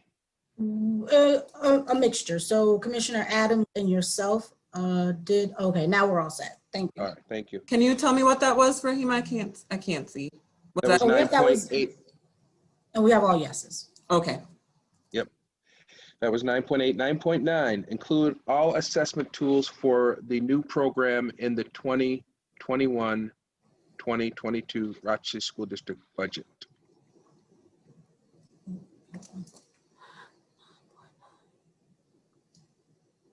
I don't see that. It's more to that or something. I don't. There's something further down. Can you scroll down? Yeah, there we go. Establish and approve a RCSD comprehensive assessment program to measure levels of proficiency for content standards, ELA acquisition, reading level, and college and career metrics. Okay. So these are the tools that you use to assess your students. And I'm saying you need a comprehensive program that A, identifies the tools, B, identifies what each tool is going to measure, and C, identifies when during the school year you're going to use each tool for students. So that you can understand in September, we're going to use this tool to measure reading, that tool for math, this tool in October, they're going to take the SAT. You need a comprehensive plan that one can look at, almost like a schedule of all the ways that you're going. It's not necessarily all tests also, but the ways you're going to assess young people to determine how they are progressing and why you are using each tool, so people can clearly understand why you're giving this test or why you're giving this performance assessment or whatever the case may be. Right now, it's a little mixed up and it's inconsistent. Dr. Myers, do you have any comment on that particular recommendation? I agree. I think this is important, and this will help us have a baseline to move up from, so we can see where our students are. I would note for those that are just sort of following along that there's an additional column, 2 columns to the right of the shell, which indicates a date. We've made reference to them in a couple of our conversations. So for all of these, there's sort of a deadline to accomplish this. And although we've only referenced it once or twice in these conversations, the public should know that this isn't just, okay, we're going to do this, and there's no period upon which that's going to be measured or no accountability for it. There are deadlines. So when board members look at this, or superintendent or team look at this, please, if you have any follow-up conversation with Dr. Jallo, pay attention to that column, which is 2 to the left, to the right of the shell, because it does hold us to our feet to the fire on a certain drop dead date. All right, Rahima, no, we haven't voted or made our preferences known, so why don't everybody do that now? We're all set. We have 6 yeses. All right, thank you. So now we're on, let's see, it would be 9.10. Include a cost, and this is a good one, include a cost analysis in the multi-year curriculum presentation. We're just going to put the curriculum for, what's it going to cost us? COO and CAO shall present to the superintendent a plan and budget to remove all outdated curricular material. materials. Anybody have any objection? That's pretty straightforward. Makes sense. The fact is, we haven't done that. I don't know that we've ever done that, but this is probably, you know, given the financial constraints we have, this makes a lot of sense. How much might we save if we understood the cost associated with our curriculum presentation? And doing a multi-year, looking at it in the future. Dr. Jallo, is your thought that we could save money by doing it this way? Save money, and also like when you do adoptions, you know, there's a cost the first year, there might be a cost later year to replace materials or to copy materials, or there may be hands-on materials. You may have licenses, you know, depending on the type of license that you have paid for, you know, it will determine how that cost comes out in future years. So I just think that, you know, you should have a sense of how much something costs and whether there are other additional costs. You know, there was a big scandal in one of the urban districts where they brought technology but didn't buy the cables, right? Well, they didn't include the cables, the cables, and that's part of the cost, although you didn't buy it at the same time, but you needed that in order to access your hardware. So just having an idea of the full cost to do things when you make these purchases, I think is great, so that you don't have any surprises, and those that are responsible for budgeting for this stuff can do so with some kind of level of accuracy. If you agree with this proposal, please press yes. And Rahima, let me know when we're set. Thank you, Dr. Jallo, for that explanation. We all set, Rahima? Yes, we're all set. All right. 9.11, implementation of APPR. That acronym has already been explained to you. This one is slightly different in that, you know, what's the calendar for the year for doing these evaluations? You know, like everybody's first evaluation should be finished by a particular date. And technically the board could ask for an aggregate of what these evaluations look like, you know, based on domain of Danielson's domain, you know, you know, generally a certain percentage were highly effective in this domain versus that domain. So you have an idea of how things are going on the instruction side in terms of the teaching side of teaching and learning. So I just think randomly looking at those evaluations and staying a little bit more on top of monitoring those evaluations will be important to improving teaching and learning. Dr. Myers, go ahead, Willa. Could I suggest that in our the far right column where it lists sort of the board's oversight function, that be assigned to the HR committee? Excellent. Yeah, I thought I had done that actually. Excellent. Excellent idea. I think Commissioner Vice President Elliott, I'm not sure if she's still on, but I'm sure if she is, she's listening, as that is her committee. Yeah, I don't see her name on here, but it's a good idea, Commissioner Powell. Dr. Jallo, you said you thought you had done that anyways. Yeah, I can find everything where I want to. Yeah, and that's perfectly fine. Yeah. And Kalia, you're capturing that so that our notes are the same. Correct. Dr. Myers, very briefly, because it's a long night. Could you explain to people listening the impact of COVID on APPR and what the state has said about the Board of Regents has said about that? Has there been any impact on that? Could you describe that to people? So last year there was a significant impact, but this year, because of being able to have school either in person, hybrid, or remote, you just have to negotiate that. So certainly with us being in a remote environment, I know that under Christopher's leadership with Steve, they are working on negotiating that so that I apologize, I had brain fever. So the observations can be completed. Yeah, thank you. I just asked so that people would understand what the connection was, because there was an impact on the APPR. So thank you for providing that update. All right, did we vote on that, Rahima? President White, we're just waiting for your vote. Oh, Yeah. all right, there we go. Sorry about that. We're all clear. All right, thank you. 9.12, no, excuse me, that's not a shall. So let's move on to 9.14. Establish a task force to study district geographic zone configurations and school zone configurations. Dr. Jallo, again, I'll be Yeah, it's very calling similar. you up about that. Let's Yep, let's talk. Yep. Okay. Any other comments or questions to Dr. Jallo about that? If not, register your support or objection to this particular recommendation. We're all set on this one. Thank you. All right, let's go on to 9.16, align performance goals to student outcomes. Shoot, I don't think you could ask for something more important than that. Any questions or comments to Dr. Jallo about that? If not, register your support or objection by pressing yes or no. Are we set, Rahima? Yep, we're all set.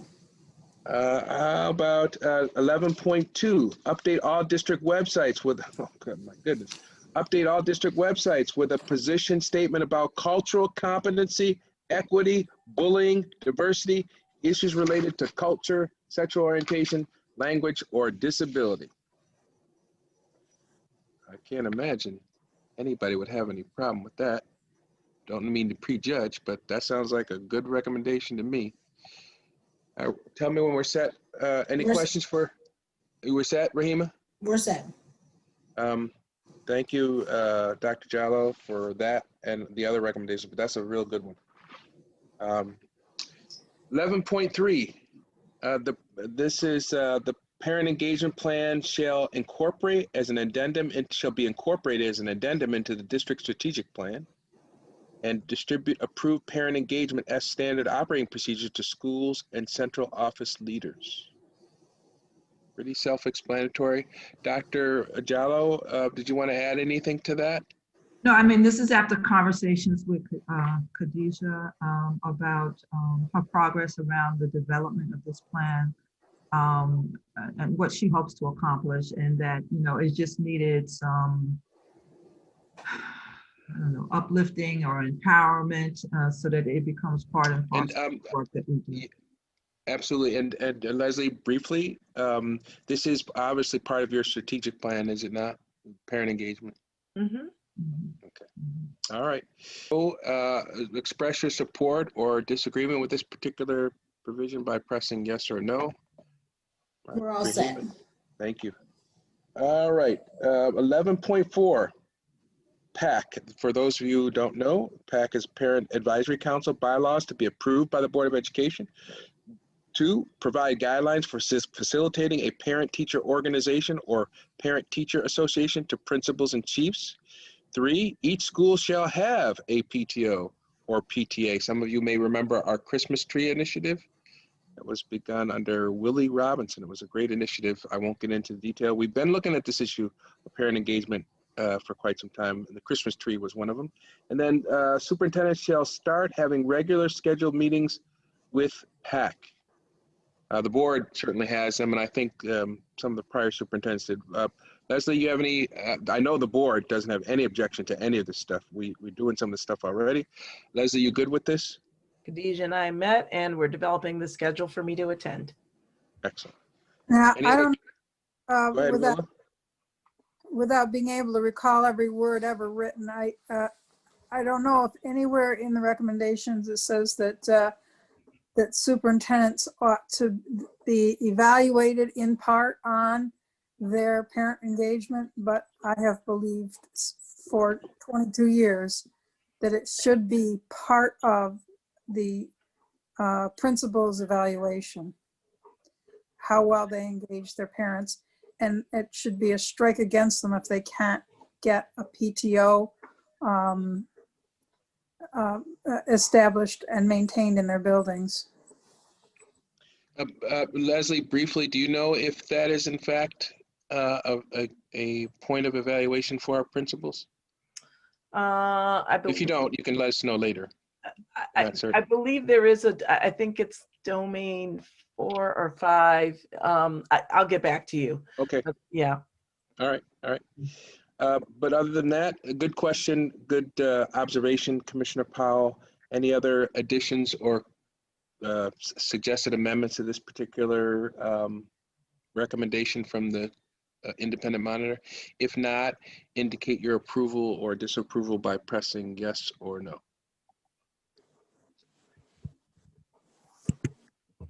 Rahima, we We're all good? set. Yep. Thank you. 11.5, chief shall review quarterly documentation of goals for each parent liaison and homeschool assistant. Principals shall conduct evaluations in accordance with the collective bargaining agreement. Let me just add on for a little context. The first one, chief shall review quarterly documentation of goals for each parent liaison and homeschool. Those of you who've been around for a while, again, it's to this point that the board has looked at this issue, and many of these issues referenced on here. There was a period, many of you may recall, where our homeschool assistants and parent liaisons were doing office work. And the board spoke up about that. They really weren't being fully utilized in some schools as effective engagement operators. They were being used to make copies, answer phone calls. So we hope that that has changed, but obviously it can never change enough, and we need to stay on top of that. So I see a note there to update the job descriptions. I said to myself, not a big point, Dr. Jallo, but I thought we had done that. We discussed that. Did you find that that had not been done? It didn't look like it had been done. And the way it was written, it kind of had a loophole such that some of those activities you just described could take place. All right. And so I think it's important to just tighten, just examine it again. Absolutely. Especially in light, if nothing else, in light of your chronic absenteeism. And I remember the point that was raised was that it doesn't speak to some of your parent engagement expectations that they are involved in it, so I just think it just needs another look. Absolutely. Absolutely. What you want them to do and respects the position. Yep. I just want to jump back up. Go ahead, Commissioner Powell. Was that Commissioner Powell? Yeah, just want to suggest that this be the purview of an HR committee as well. That makes sense. Dr. Jallo, were you going to say something? Thumbs up. A thumbs up. All right, Kaya, you captured that, and we'll make sure that that gets synchronized into the recommendations. All right, I did want to note, back up on that other one, 11.4, if you went all the way to the right, it says Board of Education, CIGR, approval of PAC bylaws. Carl, with your predecessor, Carl Christoph, worked with your predecessor, Dr. Myers, through that very difficult, challenging time of getting the PAC in alignment with what our rules were about them creating or recreating their bylaws. So there's some history there. And again, another issue that the board had been on top of, but always room for improvement. But I did want to note the board has done some work in that area as well. All right, 13.1. I'm sorry, Rahima, we didn't vote on that last one? Is that what you were going to say? We're waiting for your vote. Okay, all right, thanks. All right, Okay, we're good now now, we're right? all clear. All We're right, all thank clear, you. thank you. So, and by the way, I didn't finish reading it. Development of successful measures of performance for parent liaisons and homeschool assistants. Executive director, we got a good one. Of parent engagement shall perform bi-monthly reviews of parent liaisons and homeschool assistants. Sort of that centralized review of what these very important staff members are doing, because the tendency, as we have observed, was that sometimes they weren't doing the work of parent engagement. So that's a very good recommendation, and we hope to continue to improve in that area. All right, 13.2, begin centralization of all finance employees as well as outsourcing stacked. Someone's gonna have to tell me what that acronym is for. Medicaid services. Secure services of entity experts in state aid reconciliation. Engage in independent review to initiate audits of Medicaid reimbursement procedures. Dr. Jallo, you want to just sort of summarize that one for us? Yes. So your Medicaid, your stack, I don't remember what the acronym is, but it has to do with, when you're trying to get your reimbursements. Money. So you seem to have kind of a distribution of people all over the place, or not all over the place. You have a distribution of people in different departments doing this work, and oftentimes they're not in finance. And this has some kind of connection to finance because it impacts your ability to collect monies that we call revenue. So for them to not have that link or that positionality with finance causes some difficulties in managing for consistency and monitoring for effectiveness in getting our money back for the district. Some are in different departments, and I'm not saying that any of these people are bad or not doing their jobs, but the fact that they're in different departments in and of itself is a hindrance to centralizing and understanding how this process is moving along. So that's my attempt to address that in the first bullet. The second bullet is to make sure that, similar to the first one,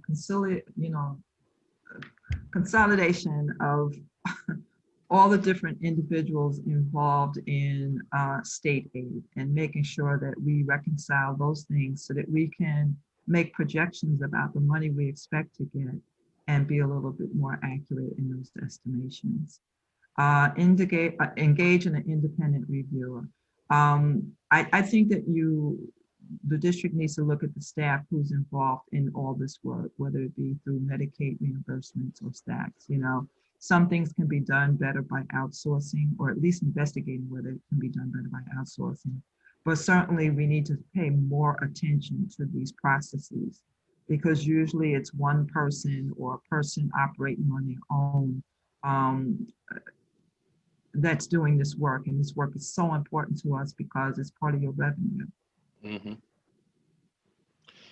Excellent. Any questions or comments regarding this particular recommendation? Just to clarify, STACK stands for System to Track and Account for Children. It's a NICED term. Thank you. Thank you. If you have any opposition to this particular recommendation, indicate by pressing no, but otherwise you might want to press yes. Rahima, tell me when we're ready. We don't have your vote, but I thought we did just a second ago. I thought I did press it. It went away. It went, oh, I probably double pressed it. I'm sorry. Okay, we're all set now. All right, thank you. 13.3. Commissioner Powell, you'll take a particular interest in this. You probably have taken an interest in this. Auditor General shall conduct a review of all MOAs and MOUs from 2015 to present.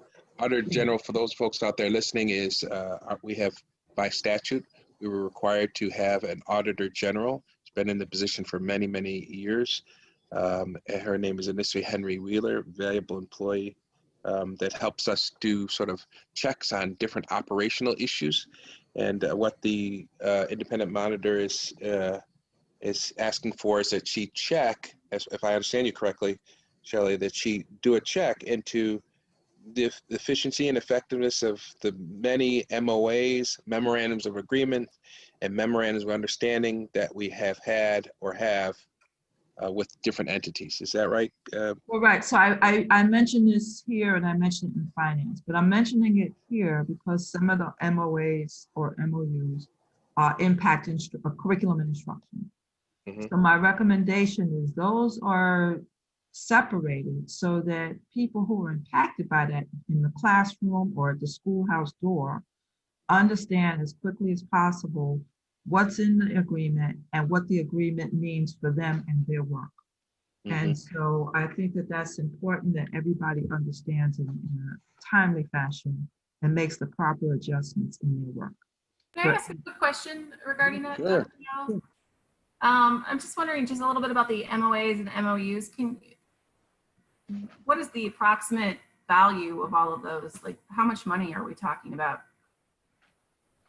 Well, there's so many. There's over 200 of them, right? So that's one of the reasons why I'm asking for your Auditor General to look at them and then work with the finance department to determine the monies. We've already uncovered some of them and they've had an impact on your budget. So I don't know the full dollar amount for all of them, But some of them involve money and some of them involve procedures or practices that have an impact on teaching and learning. So for in this case, for this particular plan, I'm talking about the ones for teaching and learning. In terms of their dollar value, I don't know. Maybe once the Auditor General archives them in an organized way so that they can determine the amount of monies. But I think that that's an important piece to do as we look to build budgets, accurate budgets. You know. Yeah, I guess as a newer commissioner, I would be interested to know, like, you know, where do I go to find that information? And I think that would be helpful for all commissioners moving forward. I agree. Excellent. Excellent. Okay. Next, we have 13.4. Did we vote? I'm sorry. Thank you, Rahima. I'm way ahead of you. I'm behind, but I'm way ahead of you. We need to vote on 13.3. Is that what you're going to say, Rahima? Yes, I was, President White. Thank you for the reminder. I appreciate you. I really do. Did everybody vote? I don't vote on this one, so I didn't. Okay. Yep. You're right. So we don't have, hold on. Oh, no, we have everyone else then. We're all set. Okay. Thank you. All right. 13 point. We're getting close, folks. 13.4. This is a good one. For those of you who don't live this life of being a board member, this is a conversation we have frequently. Adhere to staffing allocations as stipulated in the collective bargaining agreement. You're referring to the staffing allocations per classroom. Is that what you're referring to, Dr. Jones? So you have, I think it's 23 to 1, 25 to 1, yep. 28 to 1. I think that's what it is. And I'm saying you have to revisit it. I'm not saying you have to go to the top max, but you got to do a little bit better on this. I think it's costing you financially, but also I think it has an impact on academics as well. If in fact you are going to a smaller, small group instruction or small, small classroom size, then that should be stated and stipulated, but that's not what you have in your contracts. And so I'm saying, some conversation, some movement towards getting closer to what the allocations are is something I'm suggesting to be pursued. I have a quick question just regarding this. Sure. I'm wondering how this affects just staffing allocations when we're talking about East High compared to the rest of the district. I've seen the data. East High did not stand out particularly any more than any other school, quite frankly. And, it's kind of like a domino effect. You have to really know what your attendance is. You really have to know what your enrollment is, which would then give you accurate information to determine what your staffing should be, which would give you clear and more accurate information on budgeting. So it's just kind of like a ripple effect. So it does start with your enrollment and your attendance data. And based on that, you can make a lot of projections about what you need to do with staffing and therefore with budget earlier in the year so that you're not rushing May to complete a budget. Some of this stuff can be projected if you adhere to this. Right now, it's a little bit of a mixed bag, but the one thing that is in common is that it is far below what the staffing allocation is as it's currently stated in the contract. We have had this conversation over the years and representations by folks at central office that classes are being true-upped. I think that's the phrase they use. We've had we've had conversations about people looking into classroom door windows and looking into classrooms and seeing that the numbers aren't even remotely close to the numbers. Now, I'm not vouching for the one version or the other, but I get the focus of this. If in fact, and I'm just repeating this so that there'll be some community understanding, if in fact the contract says we can have 23 students in a classroom or whatever the number is, that we become more efficient and effective. If that is the reasonable amount, if that's the amount of student to teacher ratio that we believe contractually teachers can be effective, then we should have that amount or close to it. The problem has been, it has been alleged that oftentimes we're very below that amount, and that's not efficient or effective for instruction. Is that right, Dr. Jallo? Is that the argument? That is correct. It's not efficient and it's very costly. Yep. So We're way below what we currently have. And I think that contractually, isn't it 28, 29 per classroom? I think your largest is 28 at secondary, at the high school, I believe. But the other two, I think it's I think what rings in my head right now is 23 to 1 and 25. 23. Yep. 23 and 25. Yeah, but there's definitely some room. Right. I mean, I'm just saying to Van's point earlier, you know, as a teacher, just because you can have 29 in a classroom doesn't mean that Right. you would have 29 in a classroom. Right. No. Yeah. No, I get that, but where this, and Dr. Jallo, you correct me if I'm wrong, where this comes from is not that you want to maximize, but the concern has been, and I can't vouch for it one way or another. I can tell you, I've been around where we've tried to have superintendents address this issue. The concern is not that we want to maximize, but the concern is that many of these classrooms do not have anywhere near what they're supposed to have. Right.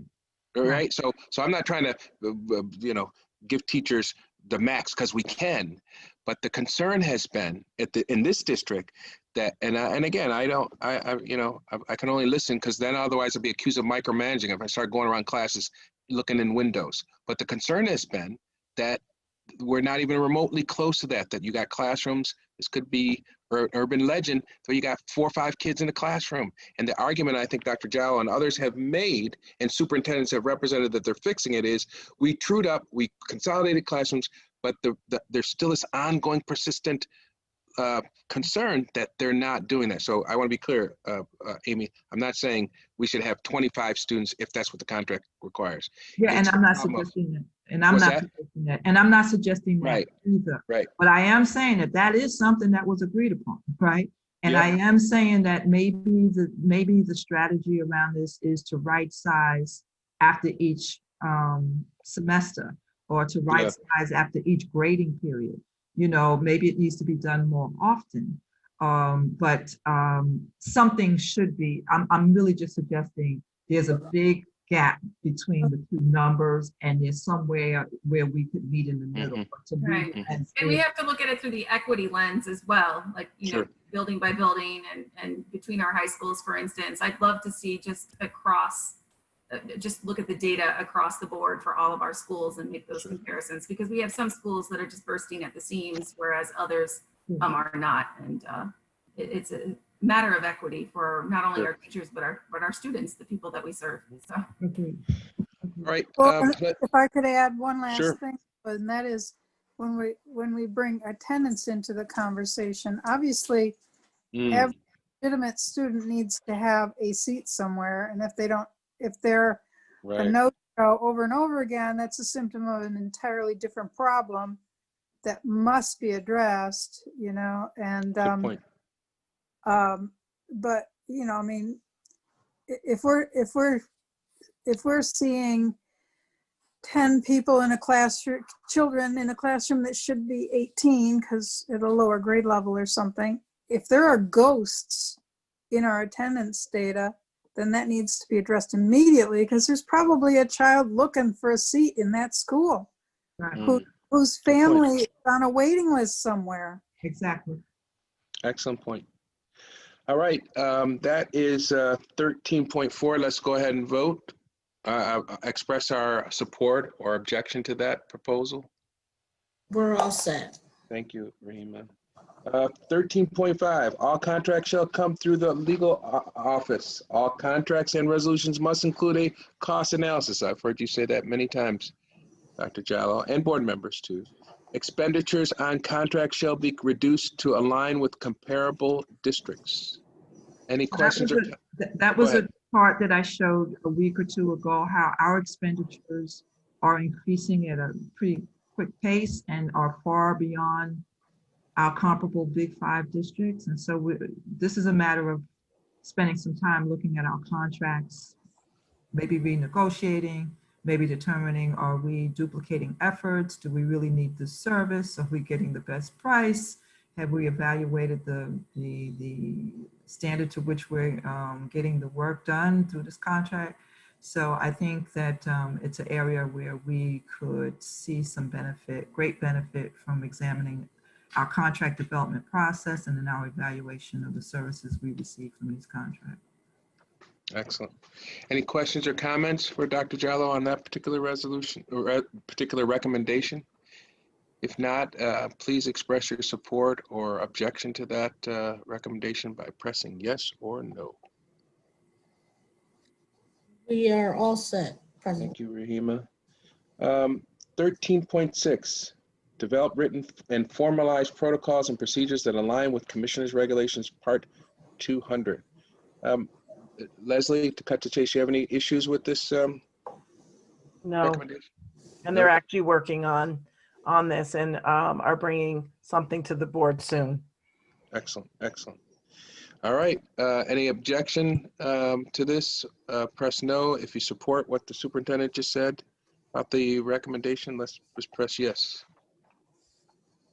We're all clear. All right, let's go to 13.10. SOPs, for those of you who don't know, standard operating procedures shall be available on an internal drive for district staff.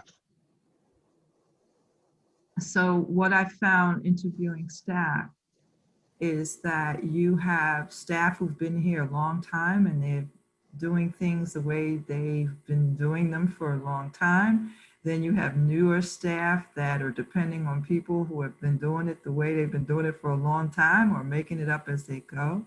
I'm suggesting that each department has standard operating procedures. They're available on a drive.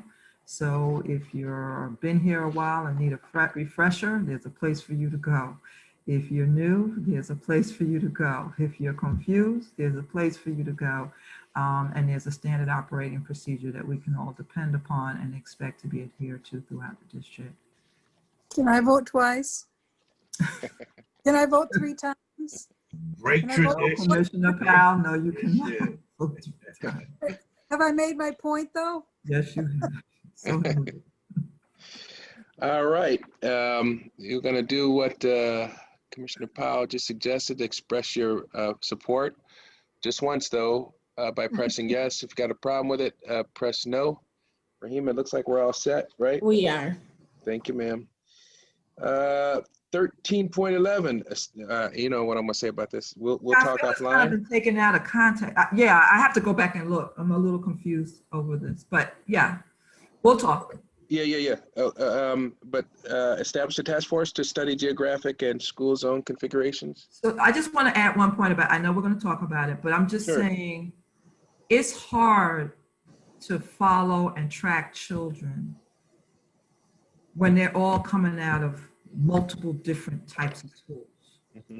You know, it's more laborious for a district to follow some kids coming out of 5th, some coming out of 7th, some coming out of 9th, some coming out of 8th. It's so much work. And it would be easier to say the majority of your kids came out of 5th grade or the majority of them came out of 6th grade. Then you can have transition. You can stop, look at their data, transition, and figure out where they, best should be placed to go to school. It's very, I have other reasons, but it's very difficult to track and monitor the progress of a child when so many of them come out of so many different school designs. This is where I wish we could burn Superintendent Broussard in effigy, because we had a pretty streamlined system of K6 and 712, and he came in here telling us we needed to be K8s, that was a way to go, even though we couldn't afford to build K8s. And now we're stuck with a kind of a weird amalgam all over again. You do. You have about 9 configurations, and that's hard for a high-performing, top-notch district to follow. I don't know how. I personally have never seen it like this. So It should never have been like this. Yeah, it's a lot of different school designs, and I think it has an impact on your lottery. because everybody's at a different grade leaving their school. It's difficult. So just something to look at and consider, and you don't have all the answers, but it's something that I think should be looked at in more depth. I just in defense, although he doesn't need a defense from me, but defense of Dr. Brizard, he was joined in by a lot of respected leaders in the educational community when he came up with that proposal, including Marilyn Patterson Grant, who is still a respected leader in the academic community, and was my children's principal. And I remember being on ESA, I think it was that point, it was called Quality Assurances or something like committee. And they pitched real hard. And that's the dynamic, that the difficult challenge that board members have. People say, well, why did you let this, if we were to double check a superintendent on his plan or proposal, people would immediately begin to cry micromanager board members. And the reality is we frequently have superintendents come in and say, hey, you ought to do this, you ought to do that. And they have the educational research to support that. So I'm not contesting. Yeah, I'm not, listen, I happen to know him. Our paths have crossed professionally. And education is like fashion, fads come and go, in and out. And there was a time when K-8 was hot. There was a time when small high schools was the thing. And then all the small high schools failed. And now you got all these little high schools all over the place. So, I mean, it's part of what happens, but there is research out there. And sometimes we need to slow down and ask, what do other urban districts do that are successful? Let's see some examples. Do we have the time, energy, resources to do the same thing? And sometimes the answer is no. It looks good over there, but we just don't have the same conditions. So Van, yes, sir. Since you brought him up, I've never been offended by a superintendent more so than him. He called me a member of CAVE. I remember that. I remember that phrase, CAVE. What was that? What was the acronym for? Citizens against virtually everything. Everything. That's right. That's right. Yeah, I remember that. He did not handle that well. I agree. I agree. Dr. Jallo, I notice here, and it might be just in the distillation of the recommendations, but I would want to make sure that, not that you oppose this, that the task force includes board members. Now this may have been the. Oh yeah, I didn't even specify. Okay, all right. I didn't specify membership. Yeah, okay. Of course, yeah. Staff, to Rahima and Kaya, I would, on the column to the left, all the way to the left. They're gonna put that in for me. BOE, put BOE. Okay. All right. All right. Let's go ahead and vote. For Rahima reminds me that I didn't call for a vote. All those who favor that particular that particular recommendation, please press yes. If no, press no. We have all votes. Thank you. And 13.12, establish a task force to study geographic and school zone configurations. Again, Dr. Jallo will talk. Now we're talking about neighborhood schools. So. Yep. And Rahima and Kaya, if you could put BOE to the left of that, because obviously we would be a part of that. And I see we're already over there on the right-hand side for those folks still with us. BOE, ESA, CIGR, review task force recommendations on zone reconfiguration. So it contemplates our involvement in that. Please indicate your support of that recommendation 13.12 by pressing yes. If you have issues with it, you can go ahead and press no. Rahima, you'll tell me. We have all votes. All right. And unless I'm wrong, 13.3 is the last one. Is that right, Rahima? Am I missing something? Two more. No. Two more. Okay, I'm sorry. I got them over here. I'm sorry. My bad. 13.3, adhere to staffing ratios outlined in the collective bargaining agreement. We kind of talked about this already. Right. You want to add anything to that, Dr. Jallo? Yeah, I think maybe I have to go back and look at the plan to see whether that is repetitive or whether there was something different for that. Okay. All right. I think this one was talking more about the schedule for teachers and the rosters and things like that. So it kind of went more. It was more of this one was more detailed into the day-to-day. Okay. Okay. I just have to find it. Okay, no problem. All right, so subject to Dr. Jallo, you can always bring this back up, but let's go ahead and see what I folks will. think about this one. All those who support this particular recommendation, 13.3, please press yes. If you have a problem with it, press no. All right, we got have one. all votes. Thank you, Rahima.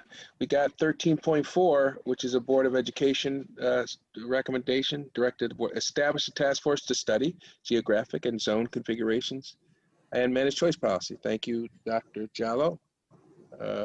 You were way ahead of me on this. Any objection to this? I hope not. So if you support this recommendation, which the board has spent a lot of time on this issue already, hasn't gone to where we want, and prior superintendents have too. But if you support this renewed revisiting of this topic and coming up with some productive policy changes, let's press yes. If no, press no. Dr. Myers Small, oh, she's not voting on this one. Okay, so we're all clear. Okay, and finally, 13.15. Recommend the Board of Education approve a plan to purchase of and transition to an upgraded SIMS and FMS.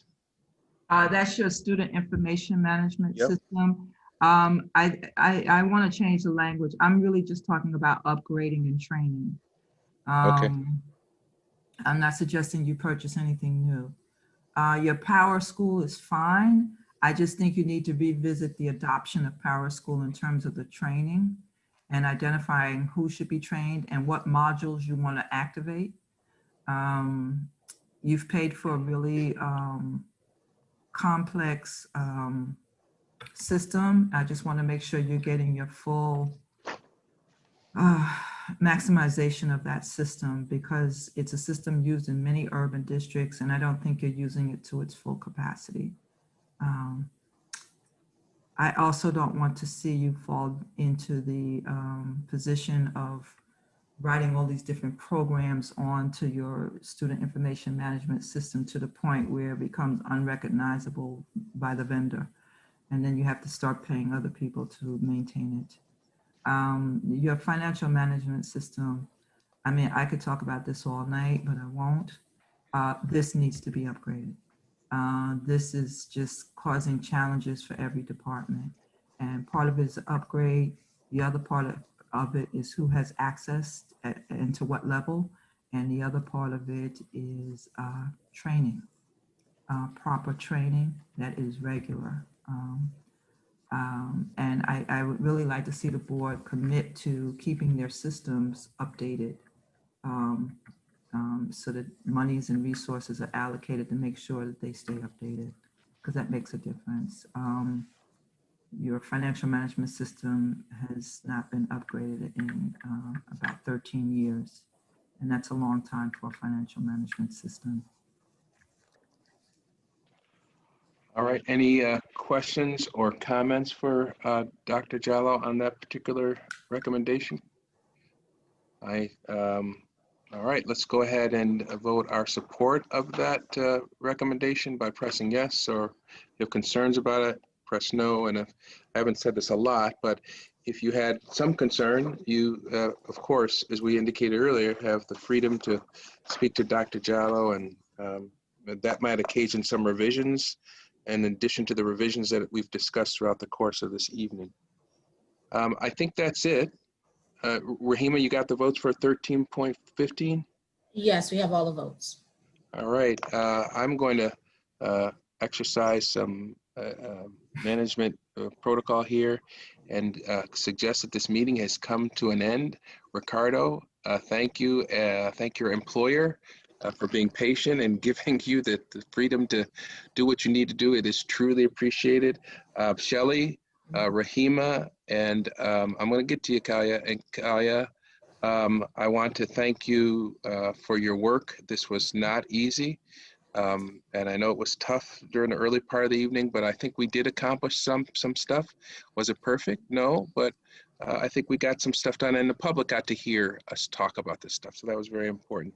And then finally, and I know there's some comments, but I do want to thank the entire board, Ricardo, especially you for hanging in there, but the whole board, because this is tough work, and it was tough trying to figure out how we were going to do this, but you hung in there, and your reward is not the small salary that you get. Your reward is, I think citizens, anybody hearing this, watching this, will know that you put in the work, that you were thoughtful, and you were willing to take on the challenge of a particular night to do something that was very difficult.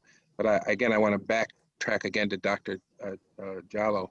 Shelley, thank you for the work. I know you are not doing this because you seek fame or fortune. You're doing this like your colleagues here on the board because you want to make a difference. And I don't doubt that about any one of my colleagues. But I do want to thank you for the effort. And I don't want you to think that however we approached it was in any way not appreciative of the work. It was just our best effort to try to distill your important work in the brief period of time that we have. So thank you for that. No problem. And we get to do it again, right? Yeah. Let's see, Dr. Myers, I see you raising your hand, and I know Kaya had wanted to say something too. I just want to say something very quickly. Tomorrow is just not another day off. It is Veterans Day. My father served in the Korean War in the Army, and I know Commissioner Powell, you served our country. I don't know if we have any other commissioners. I do have teammates on the executive cabinet who served our country, and I just wanted to say that President Barack Obama said, by stepping forward and volunteering, by raising your right hand and taking that oath, each of you made a solemn pledge. You committed yourself to a life of service and sacrifice. So I wanted to certainly honor those who served, who are on the screen, those in our district. We did send a note out, and to those in our community, I just want to say thank you very much for your service. Excellent. Here. Kalia, you wanted to say something? Yes, I did have a question, only because on Thursday, when we're back, the board staff did schedule a meeting to review the financial plan, and we have created a similar spreadsheet to facilitate discussion on this. If there is, I just wanted to find out if we should still move forward in that way, or if the board would like to move in another direction, given the discussions this evening. Well, what I would suggest, if I may, is that you should share that with Dr. Jallo and with the superintendent and with board members in advance of the meeting. If after some time for reflection, you all think that it would not be helpful, then you need to communicate that to Kaya. I would also think that since it's financial, you want to share that with Commissioner LeBron. She is chair of finance. My expectation would be that she would chair that meeting, and if the board decides they want to go with this format, obviously with her input, she would be chairing that meeting in somewhat similar fashion, in a way in which I attempted to chair this one. But talk to her. Obviously share that with Dr. Jallo. I think the only thing that I would have done differently is, and again, I cannot thank you all enough, staff, for doing this. You did, I thought, under circumstances, exceptional work to try to get us prepared to present this. But the only thing I would do differently is I would share with Dr. Jallo in advance and work out the kinks. If you can't, then hopefully maybe you can figure out another way to do it so that we don't have that hour discussion about the approach. I personally think that this worked out well, but we can always be open to change our approach. So please discuss that with Dr. Jallo, with Dr. Myers, and with the chair of our finance, Commissioner LeBron. Will do. And just as a reminder, that meeting is slated for 6 to 8 on Thursday evening. Okay. Doesn't have another meeting beforehand. Yes, Commissioner Powell, did you say something? Yeah, I just want to remind, if there's anyone in the audience still hanging in there, that the value of this was in the public discourse. Yeah. That, we're supposed to be doing our work in the full view of the public, and that is what we accomplished in this. And we got through it. Yeah, we could have got through an hour sooner, but the fact that we got through it is proof that we can do it again, and that we can demonstrate to the public that we can do our work in full view of the public. And I would just ask, as you all deliberate about how to approach this, Dr. Jallo, Commissioner LeBron, because she's Chair of Finance, Dr. Myers, that, you know, obviously you do what you think will work, but also, you know, we did this approach today, not because this is what I wanted. I repeatedly asked, are other board members are cool with this approach? It sounds to me like the remaining board members that this worked. I would just ask that you take that into account when you're figuring out how you're going to approach this the next time. That we were able to get through it successfully. That when I repeatedly asked people, do you have an issue with approaching it this way? Only one board member seemed to indicate that she had a problem with this approach. But again, she's Chair of Finance. Work it out, but try to understand what works for your colleagues, and I'll leave it at that. I will not be chairing that meeting. But my goal is that you all take into account what just happened and what your colleagues expressed worked for them. But I'll leave it at that. All right. Well, again. Can I just add one last thing? Yes. Sorry, yes. but I think that, you know, just like in teaching, we can always be reflective on our practices. And yes, we made it through it this evening, but I would, you know, urge people to consider that moving forward, that we consider, you know, was this the most efficient use of our time, and could we have done this more effectively in a different manner? You know, kudos that we got through it, but I think that we always have to be reflective moving forward. Commissioner Malloy, I said that right from the very beginning. I said, listen, if we should change this in midstream, we should. If anybody has any recommendations, and in fact, you saw that Commissioner LeBron made a recommendation that we only focus on the shales, and I amended that. So I agree with you, and I will go one step further. We have several days within which to contemplate: is there a better way to do that? And so I'm full support of that. And I asked that Dr. Jallo, Dr. Myers, and Commissioner LeBron contemplate that, but also take into account what just happened. But if they feel like there's another way to approach it, let's do it. I'm supportive of that. And I'm not just saying, oh, we made it through, so that's good. I happen to agree with Commissioner Powell. I think we made it through in a very meaningful way. And even if nobody was listening, I think there was some good conversation about governance here, about finances, about education, about instruction. And whether one person was listening or 20, I personally think it was very valuable. And I don't know that we could have done this by exhaustively considering each and every one. But enough said. Dr. Jallo, Dr. Myers, and Commissioner LeBron, if you're still listening, go at it. If there's another way to do it, make that recommendation, but just make sure the board knows what your recommended changes are so we can have some input too. All right. Good night, everybody. Can I get a motion? Do we have the survey? The survey. We have to do the survey. I know it's late, but is the survey up? There you go. Thank you.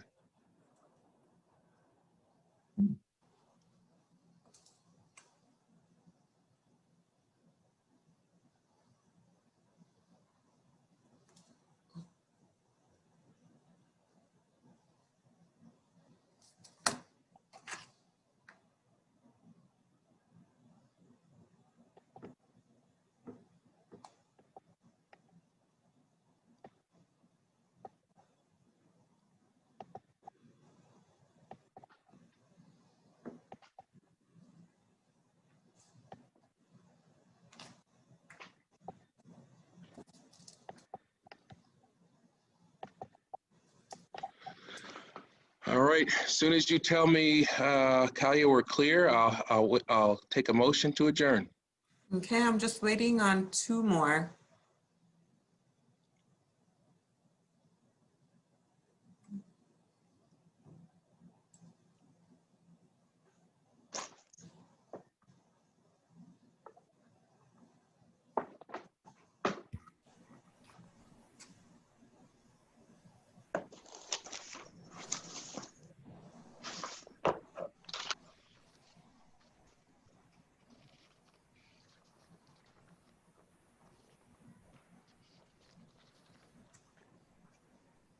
We all set? I'm at 5. Just wondering, is anyone finishing up? By my total, I should have 6.